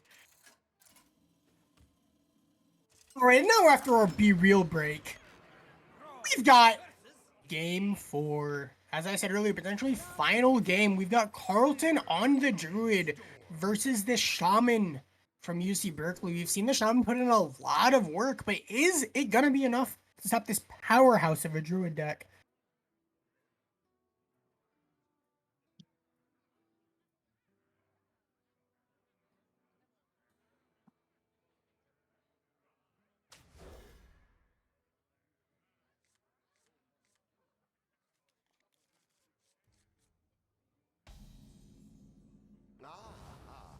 I see you've brought I see you've brought guests.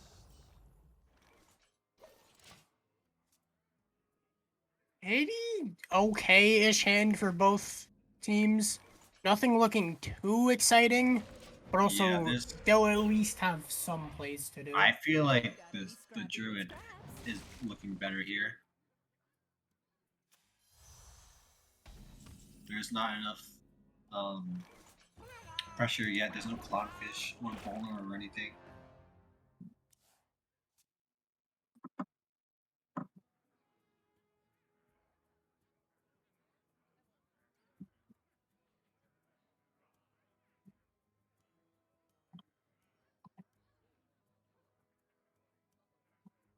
Yeah, pretty awkward turn unless they want to go double coin out ramp, which looks like they're doing it. Oh, and the Moonlit Guidance as well. Carlton is going in this turn. Oh, there is a wall growth. Or wait, I think it is the wall growth. Oh, they picked Topior. Yeah, I mean Topior doesn't really do too much next turn, but the turn after that, Yeah. Topior's just such a good card. Oh, there's Theotar coming down. Let's see what it hits. Oh, they steal the Topior! Wait, is that good? Are they stealing the Topior or the Encounter? Which is scarier? I don't know. Which is a bigger threat? I honestly don't know. Neither of them really do too much for the Shaman, but I mean, it's just which one do you not want the Druid to have? Anaconda doesn't really come down unless they have alignment, right? So I think you might have a little bit more time for that because Anaconda has a condition, whereas Topior does not. You just drop it down. Yeah, Topior seems generally more powerful. Yeah, they do end up picking the Topior, and which are they going to give away? Probably Amalgam of the Deep. Yeah, doesn't really do as much as the other two.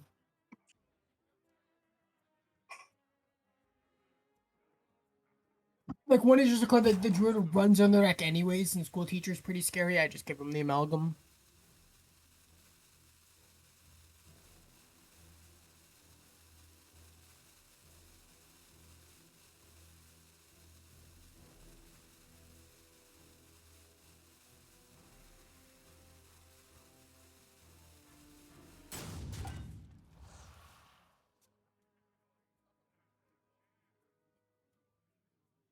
There are few options, I feel like. I mean, you start with the Aquatic first. Yeah, probably just to try to find Guff or something. Yeah, then they have either drawing or discovering a pirate. Yikes, none of these are too great right now. I guess you take the Moonlit. You probably just take the Moonlit, yeah. Just because you actually draw it. I was actually contemplating Lady Anaconda, but you don't do it anymore. Oh. Okay, yeah, Widow Bloom seems decent. Null right now is going to be what? 4, so not really playable. I mean, technically playable, but I'm not sure if they want to do it. Yeah. Wild Bloom is just so nice for the ramp.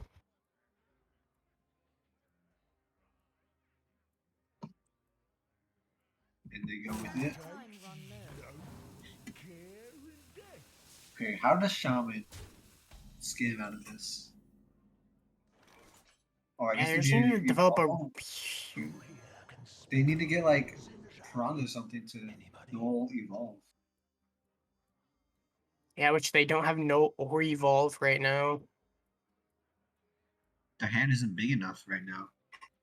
They could take the scroll just to discover some nature spells for the Topior, but I'm not sure if that is going to be impactful enough for them to take.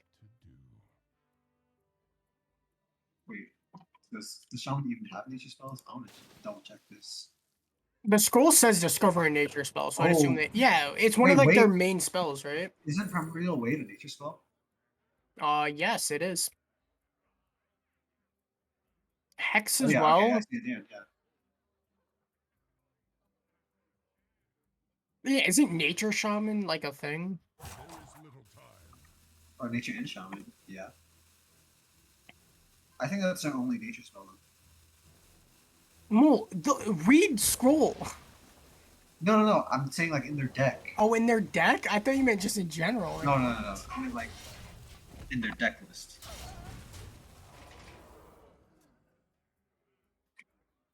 Okay. Not a useful top deck. I mean, actually, there's so many dead cards in their hand for now. I mean, you just scale this turn, then, or I mean, you can start with Planted Evidence. Yeah, you could. There's no infused cards in the hand, so scale seems kind of sad to just dump. Yeah. Cold Tooth Mine. Okay, that draws the Cold Tooth Mine draws the sire, The right? after is, or it can draw null though. That's the thing. Ooh, I mean, are you even that sad if it draws null? I think just the upside of it hitting sire is Yeah. just crazy because you play it now and then 'Cause- you can go scale alongside of it. I think you have to just take it and hope that it hits sire. Yeah, just like the chances of the good roll is a higher impact than like a 2-mana Mark of the Wild or something. Yeah, even like just drawing a null is probably better than a Mark of the Wild. Super Chicken disagrees. He wants the Mark of the Wild now. No, which I don't. He There wants the might not be tempo enough. now. Oh, he saved the scales though. Yeah, I think with the Mark of the Wild, that was a given that he was gonna save the scales because like you Yeah. save the skills until you have Yeah. Sire in hand, assumedly. Or I think he wanted to widow season more than actually clean the board, which makes sense because there's not really much pressure yet. Oh, wait, I think Queen of Shara is a bigger output. Oh, he's evolving now. Oh, instead of with the null. Oh, these are pretty decent actually. Oh, Divine Shield plus taunts actually are very nice. Yeah, wait, that's pretty good. That also draws their own And Nathrius Sire. or null again. It's the same deal.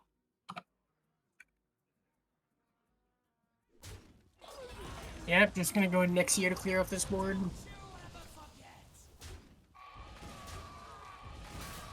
Let's see what it hits. Yeah, hitting Sire would be really nice here. They end up hitting the Sire, okay. Yeah. Getting that infused now. Oh, schooling would have been Schooling so is- good a long time ago. I mean, it's still okay-ish Yeah. now. It's not like awful. It's not great. Oh, we also played the way, so we can't get the 3/3.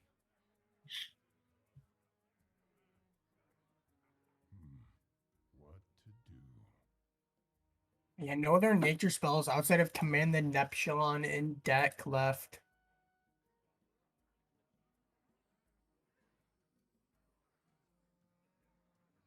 I think I might just like ignore the Nixia right now, but that might be a mistake. I mean, you can't kill it off ever. I mean, actually, you can. It's schooling plus null. Yeah, schooling Yeah. plus null clears, but that's really expensive. It's like almost their Yeah. entire turn just to clear that. Honestly, they might just develop Opioid here. It feels bad because it's just a 7-mana 5/5, but like, what else are they doing? Do you remember the last Battlecry? No. It might be their school teacher or Theo's hour. Alright, so yeah, it looks like they are gonna go ahead and kill this Onyxia.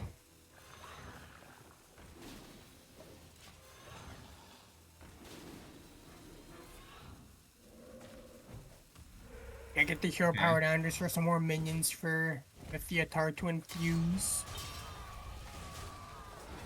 Not the Theatar, the Sire to infuse.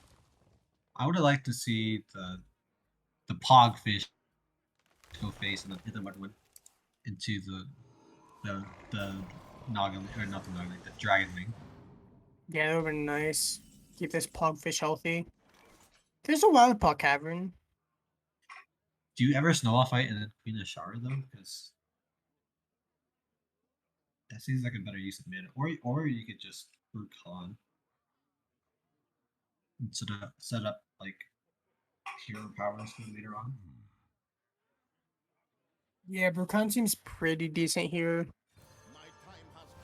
There's no real need for them to get Queen down instantly. By the way, the Druid just drew their Denathrius, so and Theotar is already played, so they need either a Mutinous to kill it, or to eat it up, or the Denathrius will get juiced up right now. Yeah, the Shaman Denathrius is getting pretty big. 6 minions on board, and the Sire is already at 8, so that's 14 represented. Another kind of meh draw from the Druid, but they're just gonna go alignment here. Makes a ton of sense. They have Nourish, Wild Growth, ton of Ramp in hand, plus this Lady Nicandra. As long as the Druid isn't dead here, which it doesn't look like they will be, they're gonna have a really nice pop-off turn next turn. Oh. Schooling again, I mean, it does a lot with the 2 on board. They can full clear with just the Piranhas. And then develop like a wild paw behind it. I think that's fine. I think I'd rather play Queen of Shara.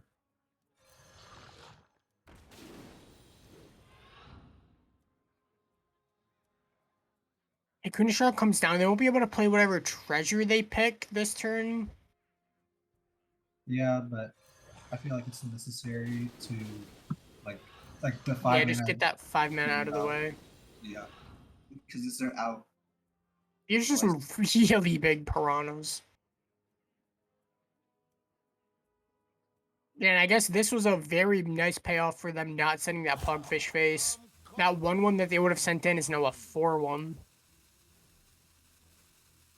Oh, that's true, yeah.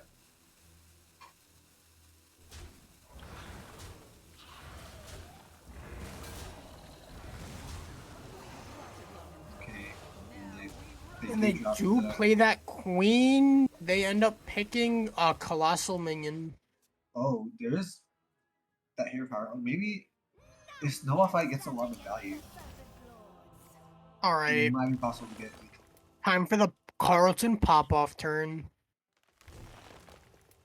This could mark the end of the Invitational if this turn goes well enough. They have a brand, they have a Sire, they have a lot of mana. Is it enough, though? I don't believe it's enough to kill this turn, just because it's not like they can go second scale. Yeah.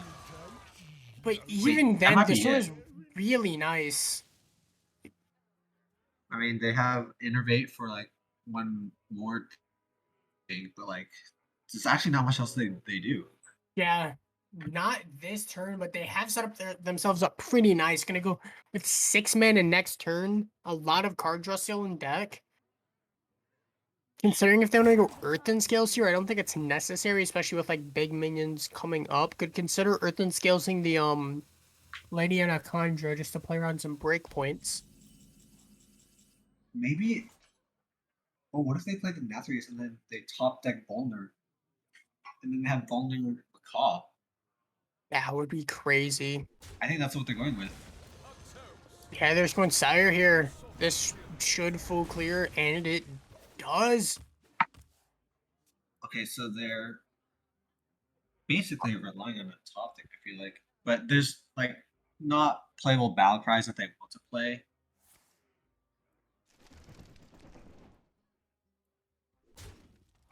Yeah, because Sire right now does 18. It might Wait. Okay, never mind. Wait, is this just lethal? It's really close. Oh, it is. Wait. It's not Oh, it's quite lethal, exact. but it It's was. exact. Wait, no. No, they're Because 5 off. They're 5 off. the You're scale wasn't was played this turn and was on board. Okay. Yeah. But the thing is, Very close to lethal. the macaw doesn't have lifesteal. By the way, so they can Yeah, just so use the it. call will just nuke board. They could still. Can they still find lethal? I don't think there's anything in their deck outside of the Alex that will kill. Which, I mean, they do have 3 more draws to find the Alex here. Do they hit? True. They miss on the Alex draws. Go ahead and find a null. Okay, consolation prize. Can also go like Guff, which yeah, they just play Guff null. Makes a lot of sense. So you Crucial need like space. a Gigafin here. Yeah, Gigavin here would be the Giga Nuts, and they hit No, not Gigafin. I not do not Gigafin. think that is enough. And Wait, they have they can get a godly there's no way snowball this fight. snowball fight goes right. I don't think it's Godly viable. snow. Oh, Ooh, and Mold, do you know what that means? With that What does failed that mean? snowball fight, that marks the. Hold up, let me check my sources. That is the end of the U-Mish That is the Invitational. end. Carlton has won the entire thing. They did not drop a single set. That is Carlton, real and true. even though they lost their best member in Gamer Dude, they just got Luker. Carlton, the sleeper nuts. They have Super Chicken, Fire Noodle, who I don't believe made it today, but is on the Carlton team, and Luker. Very strong team. Let's get them in here for a winner's interview. Yep, we'll be right back to get that set up.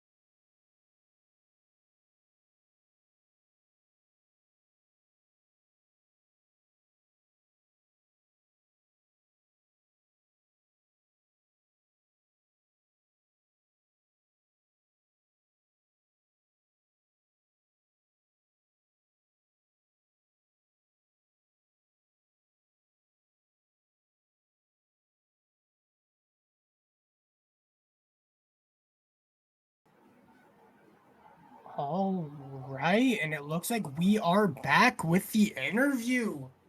Congratulations, Carlton. We've got Super Chicken and Luker here joining us for the winners review. How is it going, guys? It's going pretty good. It's going pretty good. Oh, great, yeah. Yeah, undefeated, right? Because you guys went 4-0 in Swiss yesterday, and now 2-0 in playoffs today. Yep, didn't lose a series. Just simply better. Nice. Yeah, very impressive set. As we were talking with the UC Berkeley team earlier as well. This was their first tournament playing as a team. I believe this is also yours, Luker, and Super Chicken's first time playing as a team, right? Yep. Yeah, it's actually our first time meeting as well. We have not had the opportunity to speak until we started playing yesterday, so Nice. I mean, it seems like it went well. Did you guys work well as a team together? yeah, I'd say so. Unless Super Chicken thinks differently, I would tend to agree. No, it felt like yeah, things went pretty smoothly. Like yeah, I don't know, it felt like discussion was pretty, I don't know, felt pretty natural. Like yeah, I don't know. I think Yeah, every sick. Always a the great sign for the TESPA season starting in less than a month now, right? Like midway through October, Yeah. I think, like the 15th of October it starts. yeah, it's actually like 2 weeks. it's like or a something. couple of weeks away. Yeah. Yeah, it's actually really Jeez. close. All right, then I guess I've got 2 weeks to sign up. Gonna pull a classic turtle, sign up a day late. Let's go. Maybe 3, Maybe, yeah, but but I know it's coming fast. yeah. Any notable things from that series? It seems like it went by so quickly. Like you guys started off a little bit slow, but then that druid just, oh my god, did druid things. Yeah, I think the series went pretty well. I think after ban phase and then the first queue, we were in like an awkward spot. We had to win game 1, or else we were down. But when we ended up queuing Druid, we were kind of worried that we had to win an unfavorable, but obviously we just kind of won every game with it, so it didn't really matter. Yeah, the road game was looking scary for a bit, but the dagger was not anywhere big enough for it to matter. Yeah, not at all. Yeah, we were a bit like, I know they were missing Graveyard. Obviously, it was the main like combo piece they were missing, but it did feel weird that they went in so early with like the Sinstone Graveyard. Oh no, okay. I've watched Robot Wizard play a lot with that deck, and I think that is like I think he is supposed to do that with like a small chip and then try to OTK with Draka, but he didn't draw Draka until like turn 7 or 8. Yeah. So that was the big thing. It just beat itself. But I was just wondering, do you guys know about that matchup of like any Ramp Druid versus Miracle Rogue that well? I've played I've definitely played against Robot Wizard on ladder when he was playing that once or twice. I don't remember if I was playing Ramp Druid though. That is like what I was usually playing on ladder. But yeah, it's supposedly very favored for the Rogue, but yeah. I mean, I haven't played this game in the past like 3 months, so honestly, I have no clue. But it just feels like Rogue just wins that matchup like 95% of the time. It feels like Rogue most of the time beats like every deck unless it loses to itself. Yeah, it feels like one of those decks that's Yeah, it just definitely solitaire. seems like it lost to itself today. Yeah. Mm-hmm.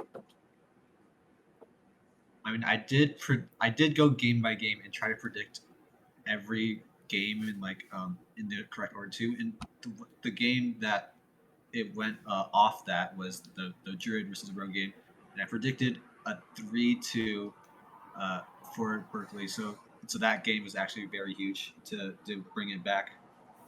Yeah, Mosar was not a Carlton believer. Yeah. I was going by the. Yeah, he just knew that Dreadeye was like such a seasoned Fall Guys player. He had to have the edge. This is true. But yeah, no, I think like, no, I think he had, or Mole has like had the right idea, because we were either going to have to beat Rogue with Druid or beat Shaman with Priest in order to win that series, and both of which were pretty tough to do. Like we did beat Shaman with Priest in like the previous in like the semis against Milo, but it is still like a fairly unfavorable matchup. So, yeah, I don't know. The Rogue missed a combo piece and just got Yeah. there. Also, Shep said he was going to be back for the interview. Where is he? Yeah, he did. Where'd he call go? back. Where is he? This isn't Shep. What?